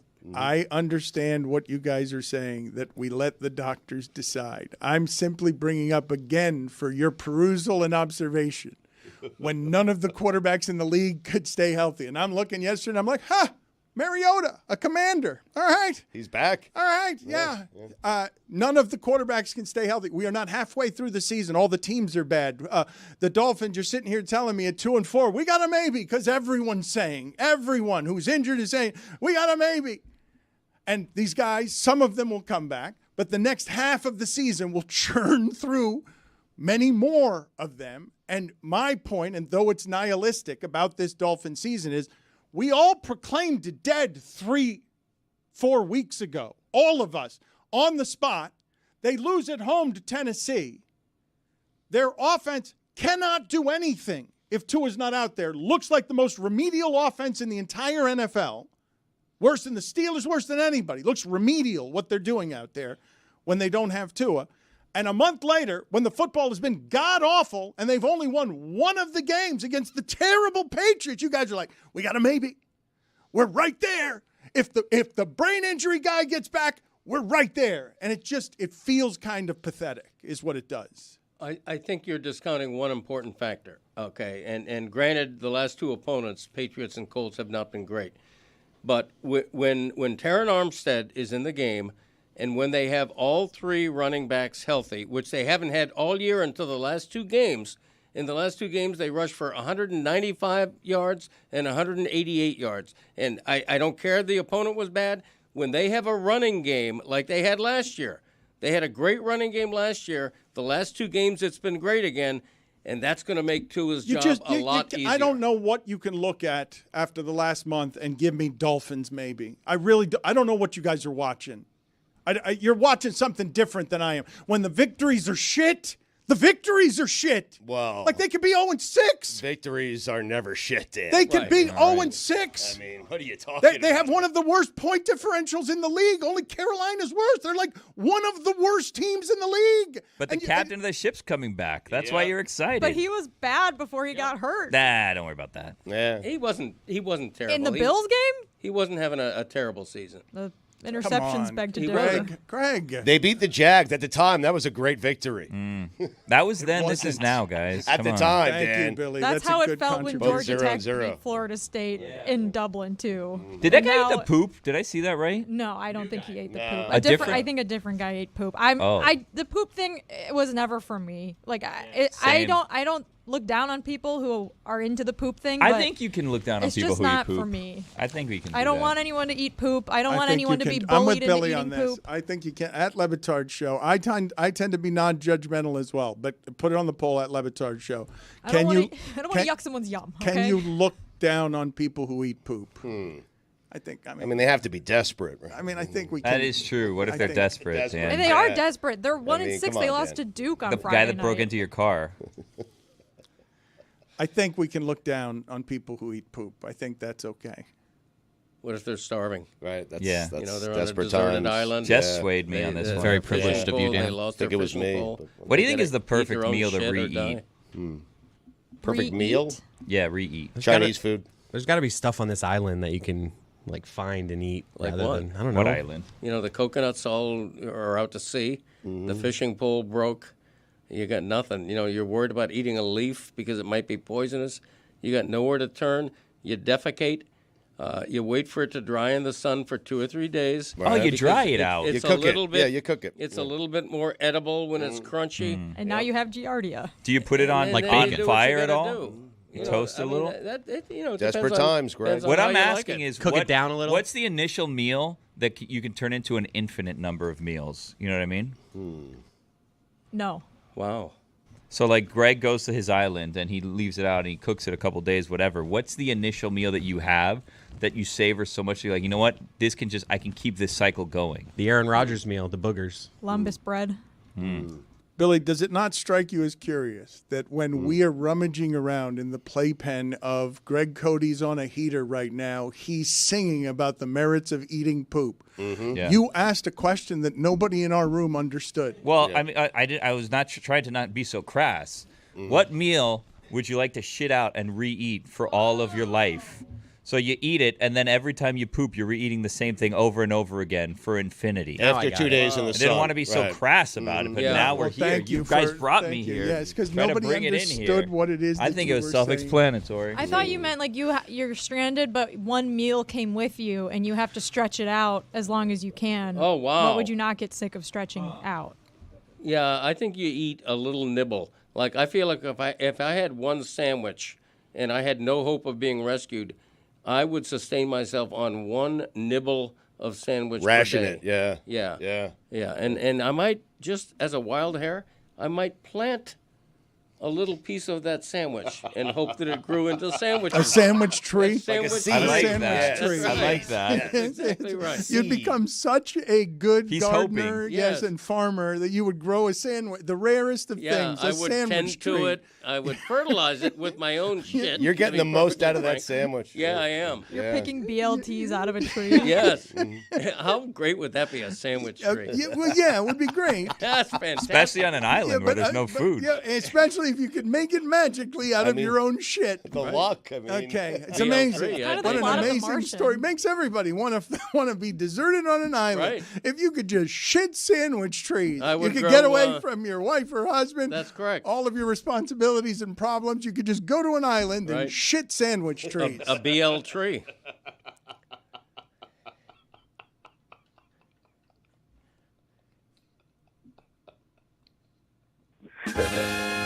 Wow. Two sounds. Belated. Wow. Belated. Wow.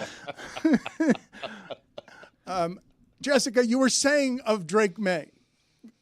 I was saying of Drake May, he had a very funny answer to a question in a press conference in London this week that I would like us to listen to.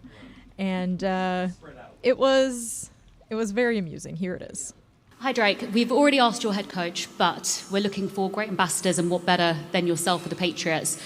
There are a lot of fans here in the UK who are yet to have an NFL team that they support and devote their lives to. What is your message for those new fans? Why should they be supporting the Patriots?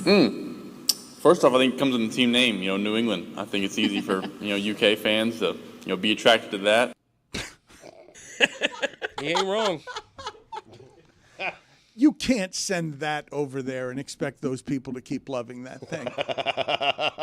You can't do that. They've been sending the Jags forever. I know. though. You can't stop doing that to London, man. I don't get what's wrong with what he said. Am I wrong that none of you got up in the morning and were upset in any way that you'd forgotten that Jags Patriots was on at 9:30 in the morning? It was the rare I was happy I forgot. It was like 10:15. I'm like, oh, good. I missed the first quarter. Mm-hmm. I knew it was on, and I turned on Rings of Power Season 1 to start my rewatch. So Wow. My life is so sad that I had to wake up early because I have 3 players from that game on my fantasy team. So I had to wake myself up while on vacation to make sure I was awake to check the inactives. And I'm a Dolphins fan, too. My Sundays are not fun. Well, you're not anymore, because if I'm not allowed to celebrate any Dolphin success, neither All right. are you. All Because, right, that's fine. Because you took the moral It's not gonna stand. happen. You're taking the moral stand. He's going to watch. Get out of here. I mean, I'm not buying it. I mean, I'm just like, how are you going to prove to us that you're not watching the Dolphins? I'll send pictures of every other game I'd rather watch instead. Yeah. It's I mean, why would I watch them? They've given me nothing but disappointment my entire life. Right. Even when Tua's there. You know what kind of special hell it is to be a Dolphins fan You and don't be know asking Jeremy. maybe Ryan Tannehill's good, and now it's maybe my quarterback that I think is maybe good can maybe not die on the field. You don't know disappointment, okay? Disappointment is being a Jets fan. That is what disappointment is all. You are not qualified to talk about disappointment. No, because at least you've You had are not- expectations Stop to be talking about it. disappointed with. We've been mediocre my whole life. I'd love to have expectations. You're not allowed to talk about it. Okay. Let me give you the definition of a completely unhinged sports fan, okay? You're acting like the Dolphins have never been any good At this time last year, they had just scored 70 points in a game. Boom. Tua was having a Pro Bowl season. They were the darling of the entire league. Tyreek Hill was going for 2,000 yards receiving. Whatever happened? They weren't bad last year. They were pretty good last year. Okay? What did happen, Greg? What was the result? I mean, they lost in the playoffs. Right. Yeah. But they were the talk of the NFL. Absolutely they were. They were. That was the most entertaining season of my life. Thank you. Okay, now now everybody forgets And they were that. not good. You can't talk about it. Okay. I'm just trying to tell you. They didn't win a playoff game. It created a delusional hope. Now you guys are mad that the delusional hope is going to result in you're 2-4, and whether you use the verb rushing on Tua or not, your savior, we're diagnosing him with mushy brain. Like that's a thing we're doing. I don't think that's what it's called. That's not what it's called That'd be professionally, odd, right. empirically, not by the medical staff. Mushy But brain. that is what our analysis is as sports doctors on television.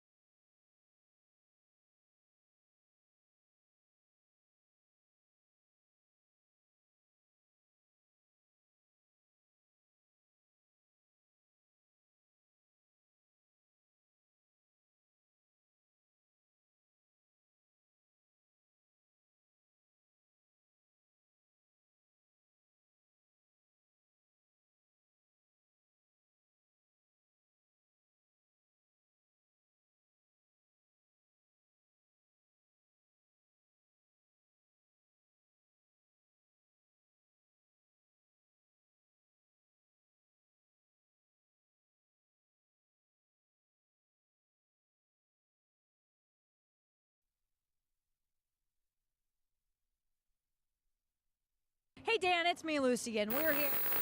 Sorry, Lucy, I'm doing your job. So this is the Dan Le Batard Show. Lucy's on vacation right now. It's your boy here, Clifford Taylor, you know what I'm saying? I would say go Balls, but nah.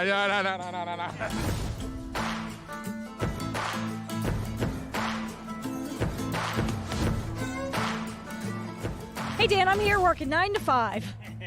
So this here behind us is Vol Navy. All they're doing is tailgating on a boat, and it rules. It's right near the stadium. There's like not a better spot to tailgate.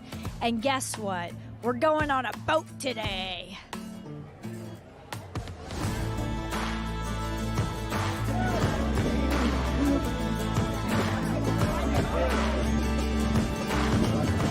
We dedicated the Allman Brothers to Dan Le Batard because I watch his show. Run from seems to come and go. That's the best rivalry in college football. Okay, that's not accurate, but it is a good rivalry. Bama by 10, and you know it. They should have lost to South Carolina. Shut up. And now they're down here by the river. They're going to get their ass whipped. You got the elephant from Amazon. Yeah. And then the Band-Aids you had to make on your own. Yeah, you're not going to find those at Walmart. How long you say it took for you to beat up this elephant? We've been beating it up ever since last year, so. Were you like holding up well mentally? Oh, yeah. It's not a life or death for me, but it's fun. Not a real one. Should be life or death. It's college football. You should have started crying and sobbing and saying, I don't know, life without Nick Saban is wrong. We don't give a damn about Wholesale, Alabama, because we're from Tennessee. You're in the greatest college sports city in all of America. You're on G10T, third Saturday in October. How could the vibes be bad, you know? It was really poetic. Okay. Do you think Alabama is overrated?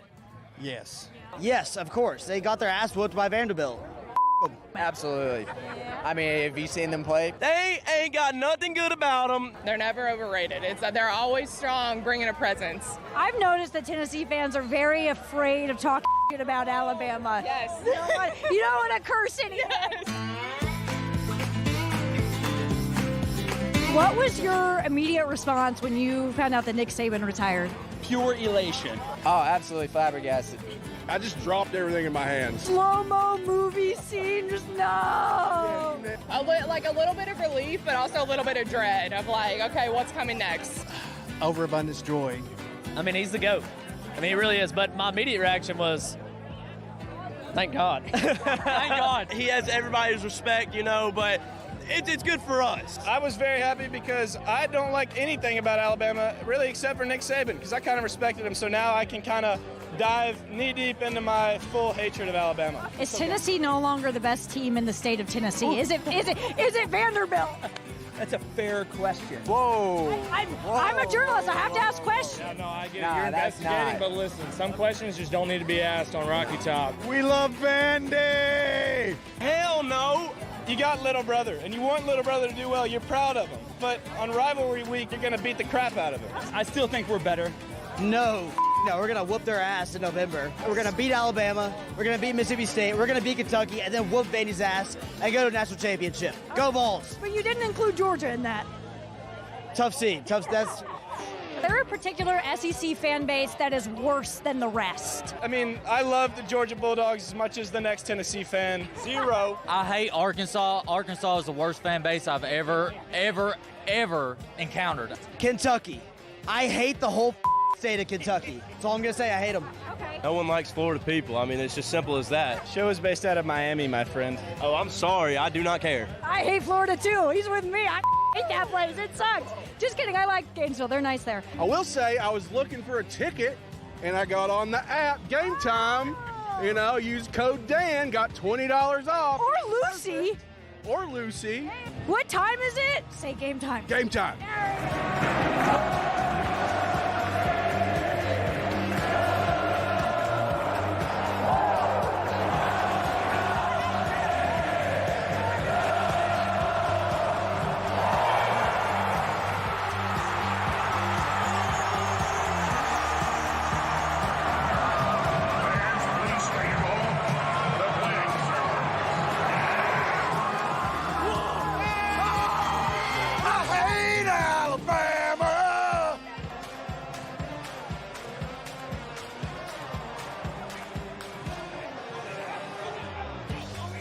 Dan, we went on a boat today. I smoked a victory cigar. We stormed the field. We overall had an amazing time here at Tennessee. But I will be honest, I'd be okay if I didn't hear Rocky Top again for like 3 more months. They play it a lot. Like all the time.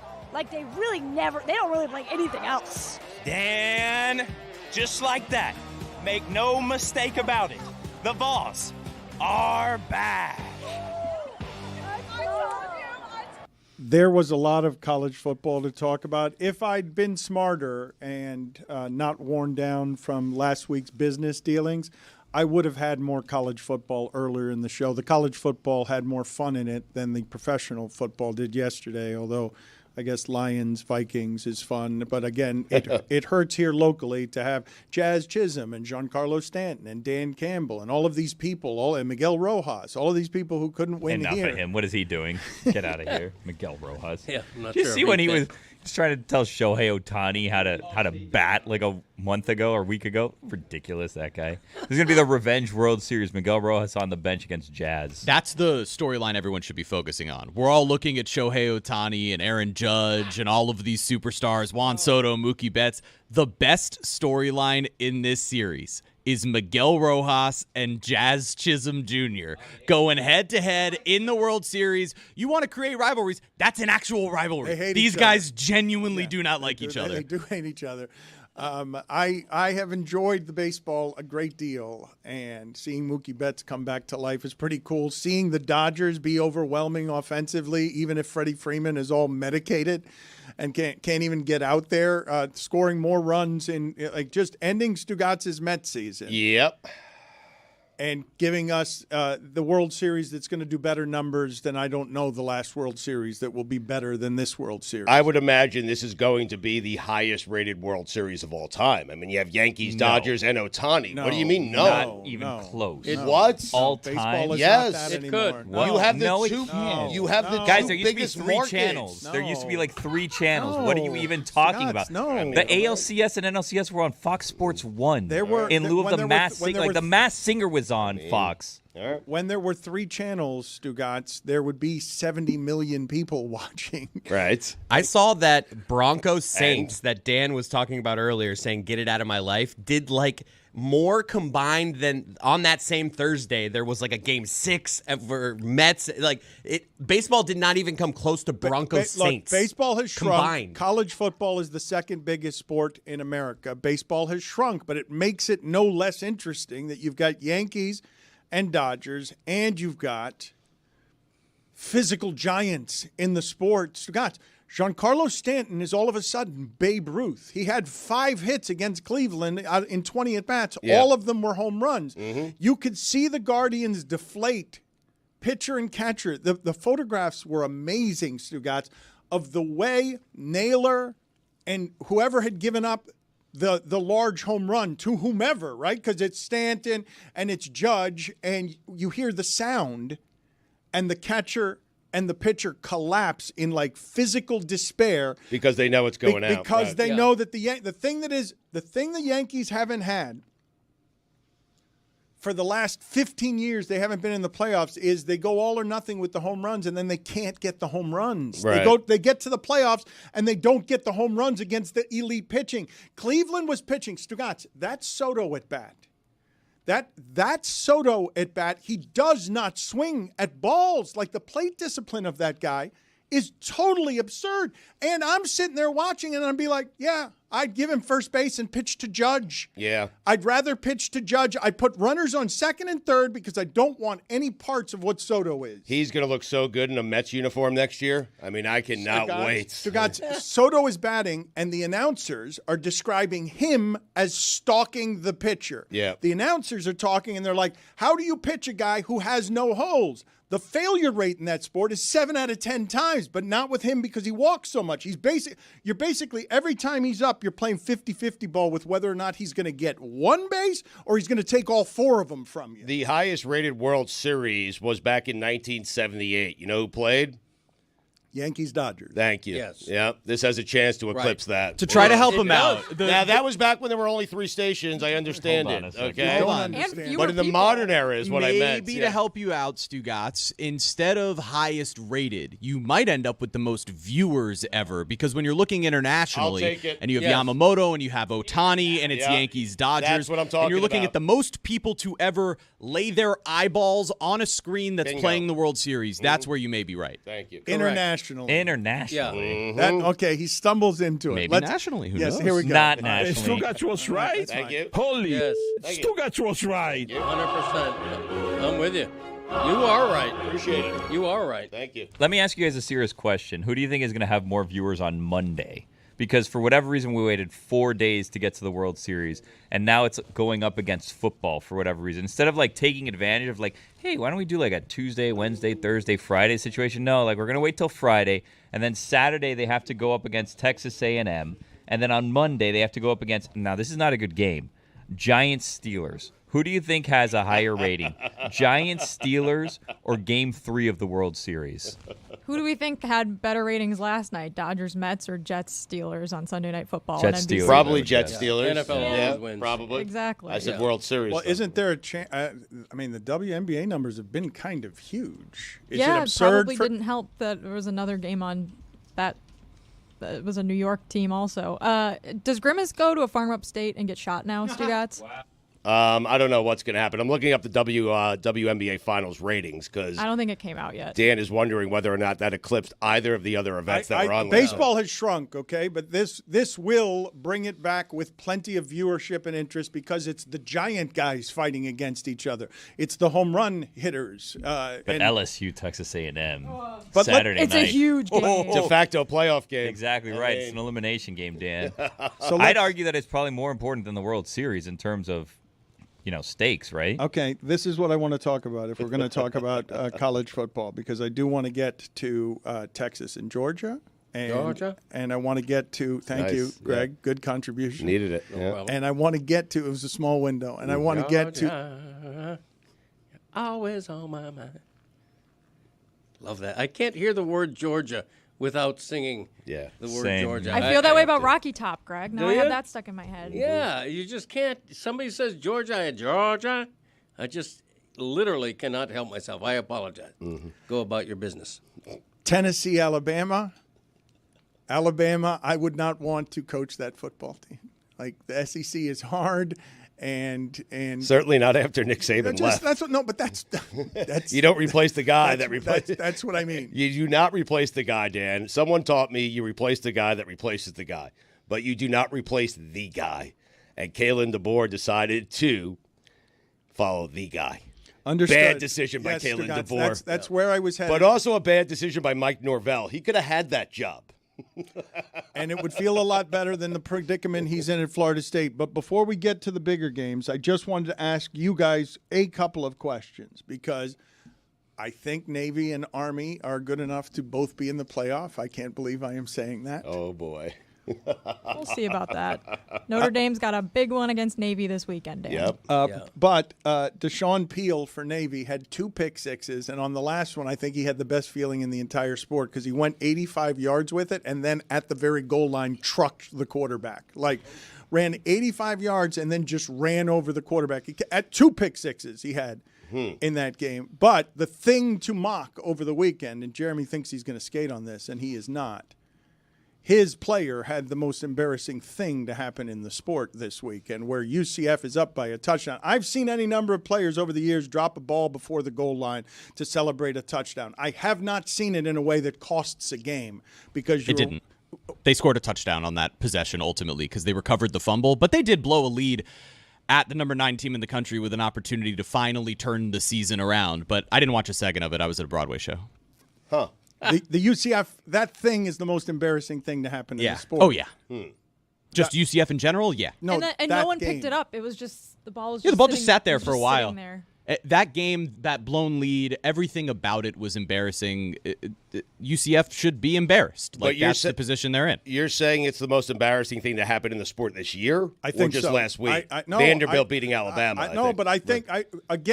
I think we're all confused by this, right? We've seen it happen enough. Deshaun Jackson, I think, did it 2 or 3 times in his career. Once in high school, twice in the pros. Dropping the ball before the goal line when touchdowns are hard to come by and you just need to run a half more yard without dropping the ball. We all wonder every time it happens, that's got to be the last time that's ever going to be a mistake made by somebody, right? You will learn the lesson of never doing that again.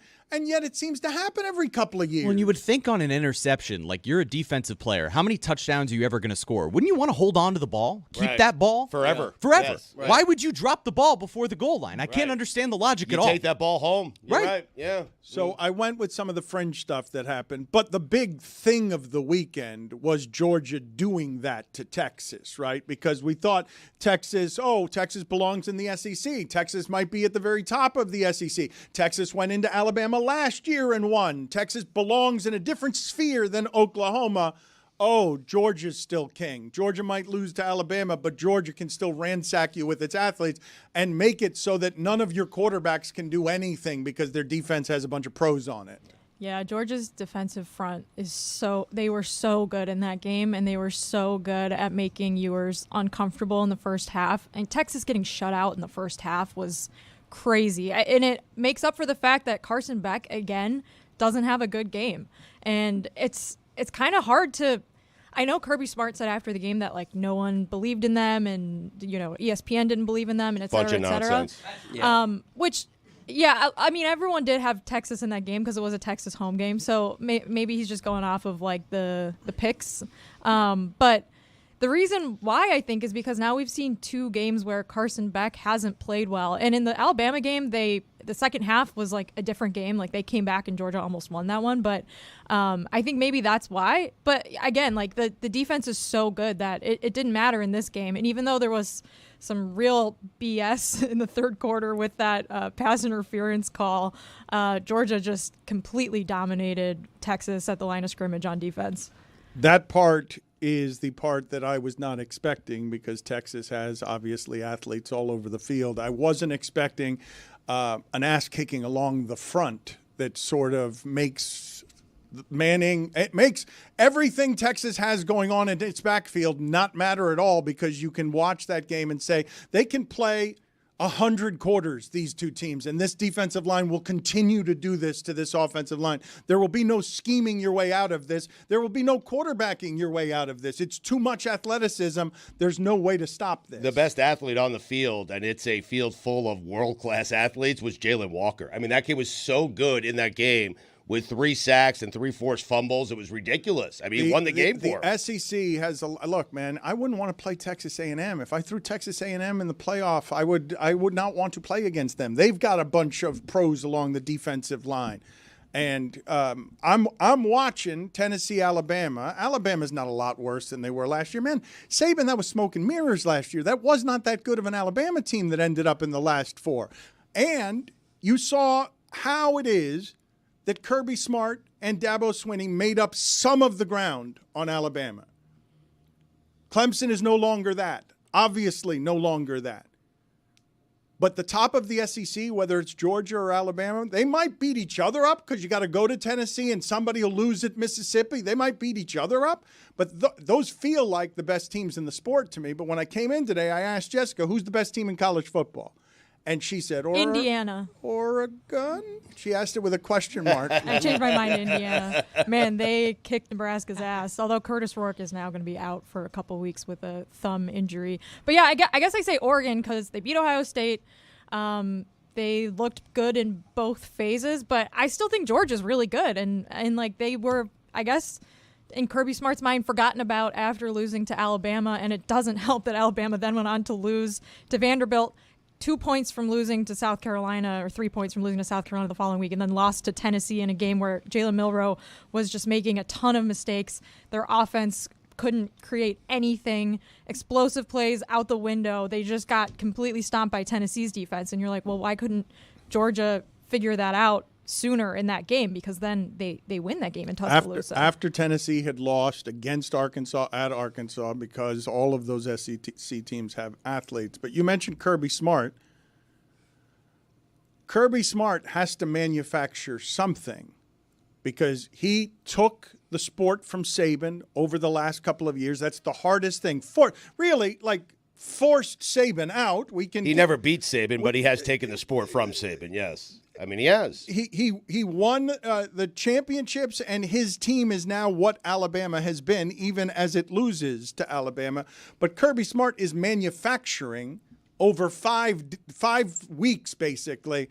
Oh, you forgot about us when we've been the best team in the sport for 2 years, and now you guys are ready to crown Texas when they got here 4 games ago. It's a bunch of BS. No one forgot about Kirby Smart. No one forgot about Georgia. You can't do the disrespect thing after you've won 2 out of the 3 last national championships. You just can't do it. You can't come out and say, no one respects us.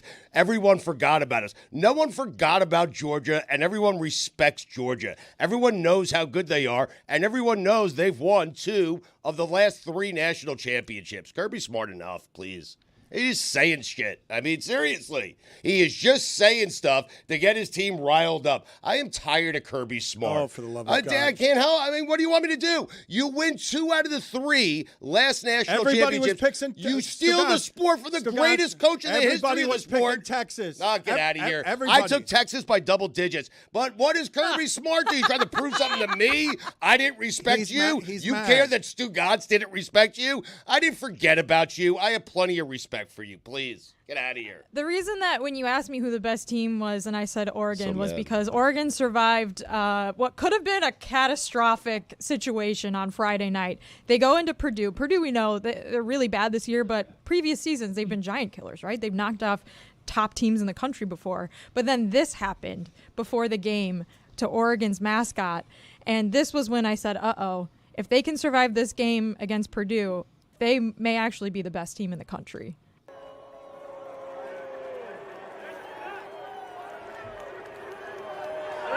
Oregon's mascot just got trucked by an Oregon player. Oh, lost his head, put his head on off. backwards. Oh, the mascot cardinal Literally, not sin. figuratively. Yes, that can't happen. That's a fireable offense. You got to fire that mascot. That everybody knows that. That's mascot rule 101. I don't call for firing, but when you lose your head, that's an automatic unemployment. So you don't fire the player who knocked him over, blindsided him. No, I mean that wasn't the He player's sides with mascots. fault. And you gotta have your head on a swivel if you're a mascot. Okay. I mean, the head can't come off. It can't come off. That's you've got to be able to fire that duck. Oh. At least the mascot isn't ducking the contact. All right, you're going to have to leave. Out. Honestly, a great job by the mascot there. Like the quickness that he got the mask back on was kind of impressive. That should have been DPI, by the way. No, put it on backwards. He put it on backwards. You got to get it on first, Dan, and then you just deal with which way. You swivel it at that point.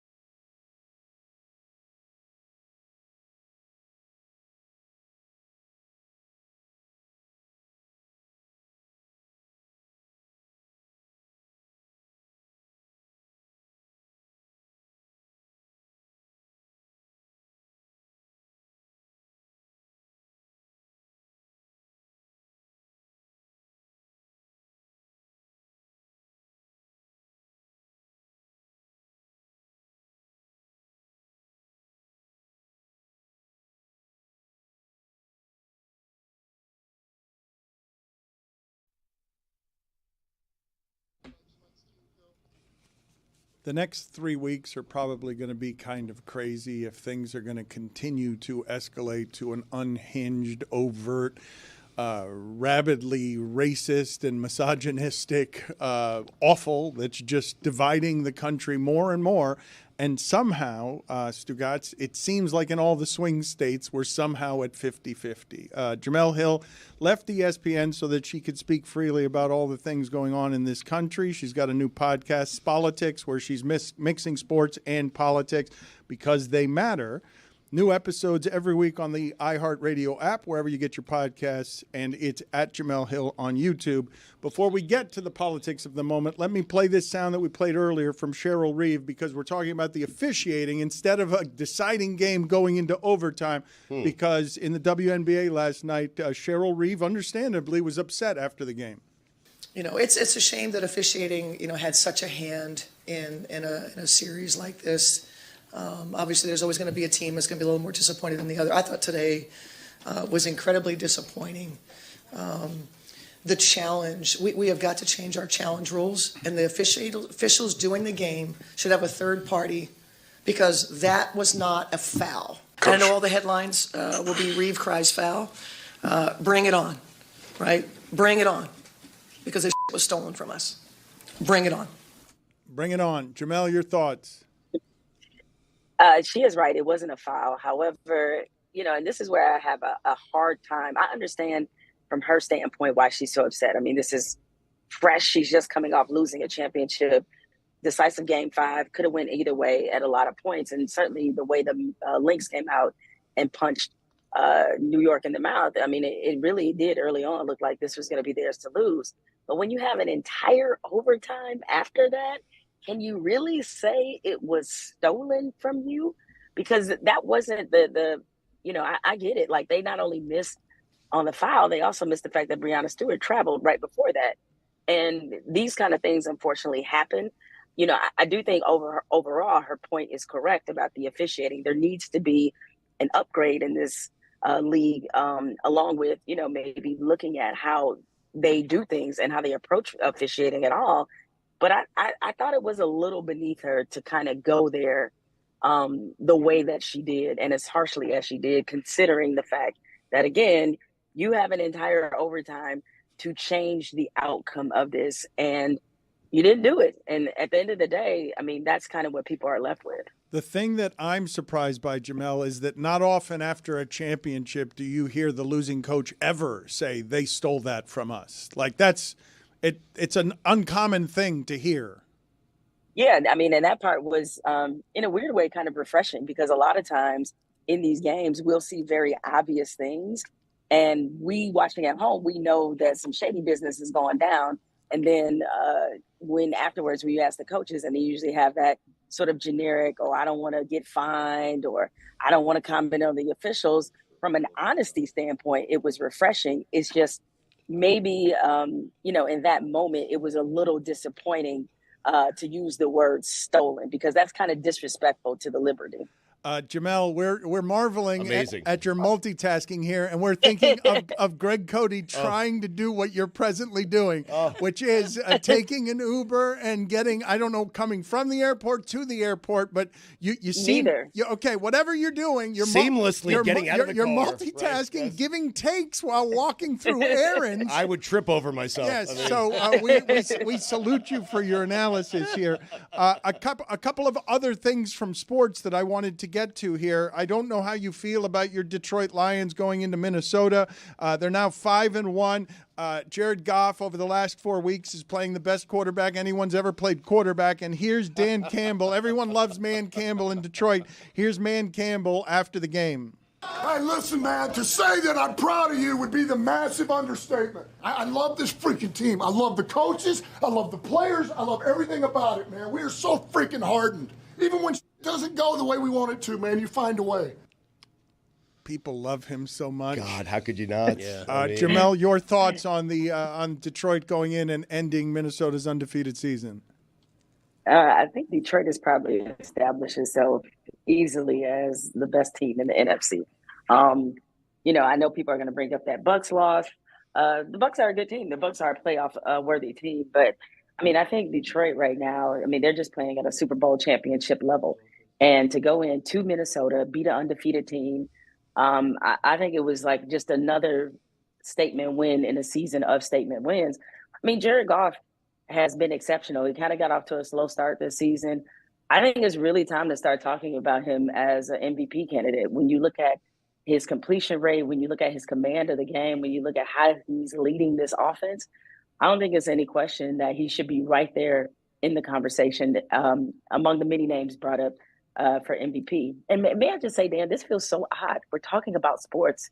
I don't understand this. I know. We'll get to the hold on. We're like, gonna, what hold on. We're going to get to No. we're going to get to the politics in a second, but we're just luring you out. We're luring you into the den before it becomes a feeding frenzy. It's more than that on Goff, though, Jamel. Against the blitz, against pressure, his numbers are better than any numbers you ever see against pressure. And in the last 4 games, they've scored more touchdowns than he has incompletions. So it's not just that they're winning; it's that they've sort of figured out offense in a way that gives you, it's the best of both worlds. The Dolphin fans got all excited because they just had offense last year. Now people are looking at the Lions and they're saying, no, that's a complete football team.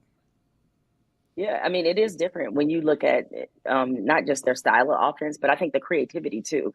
That's what people are drawn to. I mean, they have one of the best offensive coordinators in the league. And, every game that you watch them, they do something that makes you go, oh, my God, like they really did that. And more importantly, they executed it. So they have an incredible amount of speed and quickness among their skilled players. I mean, we see Gibbs and Montgomery, like those are dynamite running backs.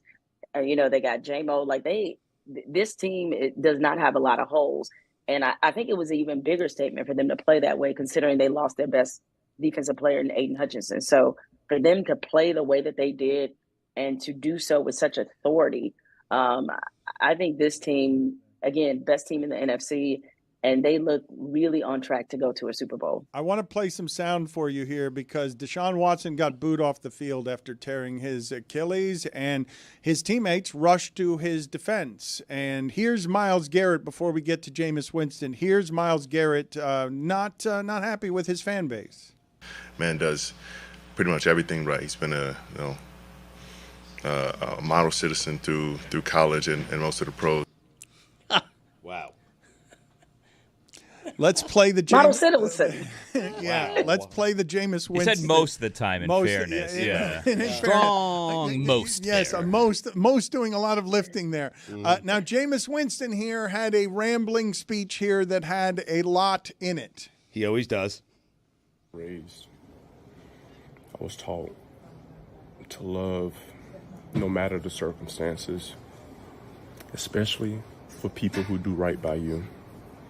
I'm grateful that I had a chance to serve Deshaun, but I am very upset with the reaction to a man that has had the world against him for the past 4 years, and he put his body and life on the line for this city every single day, regardless of your perception, regardless of what you thought should happen with him. He committed every single day that I've been here to be the best that he can be for this team. And I know I come from the deep South, Birmingham, Alabama, Bessemer, Alabama. So I know the standard that hungry fans want. But the way I was raised, I will never pull on a man when he's down. But I will be the person to lift him up. And that all of us have unique experiences. All of us have circumstances, conditions, and facts that we face every single day. And I pride myself in being a man of increase and being a man that wants the best out of everybody. I tell myself every morning what I want for myself, I want for everyone. And I do not want the treatment that Deshaun Watson has received from these passionate fans. I know you love this game. When I first got here, I knew these were some amazing fans. But Deshaun was treated badly. And now he has to overcome another obstacle. So I'm going. Jamel, he so badly wants to rip those fans. He knows he can't, but he wants to rip those fans. If Jameis Winston doesn't become a mega church pastor in like 20 years, he's kind of doing it wrong. I see there is that major Creflo Dollar energy in there. And I don't want to laugh because I don't want to make light of this. And see, here's the problem is that football players, we know that they're wired very differently. And they're speaking to the Deshaun Watson that they see in the locker room. And what they're incapable of doing and what they didn't do is that they're being, at the same time, very insensitive to the women that Deshaun Watson may have possibly assaulted, or women, period, who are looking at this like, I'm sorry, did he, when you call being accused of sexual misconduct, assault, abuse over 24 times, that is not a unique circumstance. That is not overcoming an obstacle. Those are situations and problems you, with your conduct, possibly created. That's a totally different story from what they're talking about. And for Myles Garrett to call him a model citizen, look, guys, I understand that's your teammate and you're going to ride for him, but you don't need to make this man sound the way that you made him sound. Like, he's not, none of this was forced on Deshaun Watson. People were happy to love him as a football player and as an upstanding person. He is the one who changed all that. If y'all are all about accountability the way that y'all say, then you need to be accountable to the fact that it is possible that this man has done something so heinous. And here you are talking about his character when it's like, something ain't adding up. I do agree with them that what the Cleveland Plans did was classless. And my issue with them is this, is like, all of us are old enough to remember that when they signed Deshaun Watson, and I'm not saying every Cleveland fan felt this way, but they certainly went out of their way, a great many of them, to basically to rationalize giving this man this kind of money, despite all of the things that he had been connected to. They were the ones who were equally making fun of these victims. They had all these massage parlor jokes. You could see some of the shirts they were wearing at the tailgate, talking about free Deshaun Watson. They were equally complicit in wanting him to be there and in dismissing a lot of the serious allegations against them. So for them to suddenly have the line drawn at, because he's a bad football player, because see, that's what that booing was about. See, today everybody's trying to change the narrative, at least some of the fans, and say, no, I was always against them signing Deshaun Watson. No, you weren't. A lot of y'all were not against them signing him. And so it just seems highly hypocritical to me that you wind up, what turns you off about Deshaun Watson now is that he was bad at football. It had nothing to do with him possibly sexually assaulting a number of women. It was the football, because trust me, if he was really good at football, if the Browns were winning and if that offense looked different, they would not be booing him. They would be celebrating him. They would be finding out ways to rationalize whatever behavior that he's been accused of. So I hate to say it, but like, this is how the machine of sports works. It's like winning. What do they say? Winning is the deodorant that covers all stink. And when you don't win and you have the kind of history that Deshaun Watson does, then yes, that leaves you susceptible to being booed in the kind of classless behavior that they exhibited. But let's not get it twisted about what's really going on here. Nobody cares about what he might have done to any of these women. They just care that he's a bad football player. Jamal, it has to be asked, when you see a photo of Donald Trump working the express lane at a McDonald's, are you finally coming around that this guy, he really is a man of the people, in touch with the common man? Yes. Did he win you over? Yeah. It was really charming, Jamal. It was charming, Jamal. Couldn't even finish the sentence. Jamal, it erases everything else. You have to admit it. It was a political masterstroke, and he's changed the way you're going to vote. No. Yeah, of course. I just couldn't help but think of the Coming to America line, and soon I'll be on fries. It's like, what are we doing here? I mean, he looked so awkward and so uncomfortable. And of course, we're finding out there are reports that they'd actually closed that McDonald's. And much like a lot of things he does in his life, this was totally staged. It's like it was his supporters that were the ones in the drive-through lines. Because I'm gonna tell you what, if I pull up in a drive-through and I see Donald Trump on the other end of it, they can have all the food. I'll be like, you know what? I'm just gonna keep going. They probably had to stage it because they probably were afraid of the real reaction that he might actually get from some people who pulled up in the drive-through. It was just about as a ridiculous circus. And you all know that the only reason he went to this McDonald's was because Kamala Harris said that she worked at a McDonald's. So he said, you know what, Kamala, I'm going to do you one better. I'm going to prove to you that I can work a fry machine, that I can flip some burgers. And when I saw this man throwing salt over his shoulder, talking about this is what he does because he's superstitious.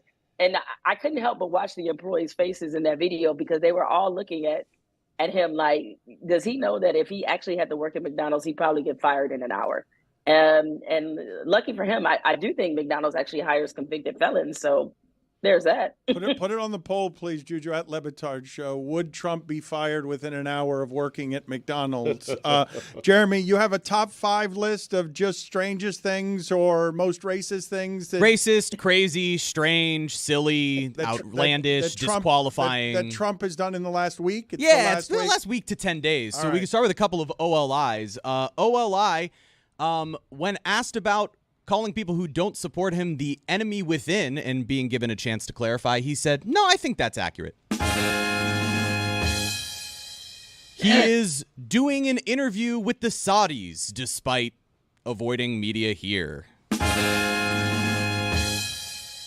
He was asked about lying about the Haitian immigrants, saying that they eat dogs and cats, and responded after being called out by Fox News on that lie with, well, what about the goose? When the lights were very bright at one of his rallies, he said, these lights are so bright, my eyes, I can't see the people. I can only see the black ones. I can't see any white ones. That's how far I've come. A long way, isn't it? Still OLI. OLIs. Now, number 5. He told Barstool Sports that he stopped playing football because, quote, he didn't want to get tackled by some guy who was lifting weights all day long and came from a bad neighborhood. Number 4, he told Fox and Friends that he would defund public schools if they teach about slavery.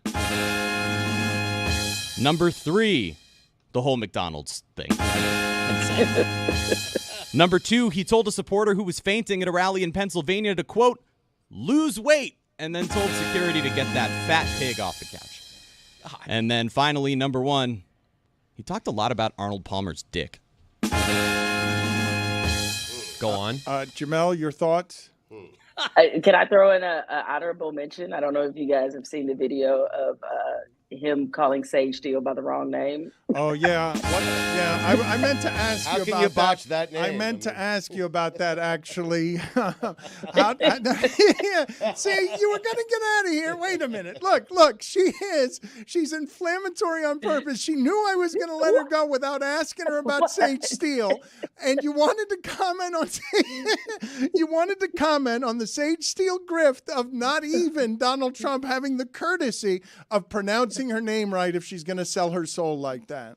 That's what I'm saying. I was like, if you are going to rap for somebody that hard, and she's doing TikToks and all this other stuff about her love of Donald Trump, and imagine getting in that moment of being on stage with this man who you have willingly embarrassed yourself for many, many times, and you have gladly and gleefully joined his cult, and then for him in that moment, for him to get your entire name wrong,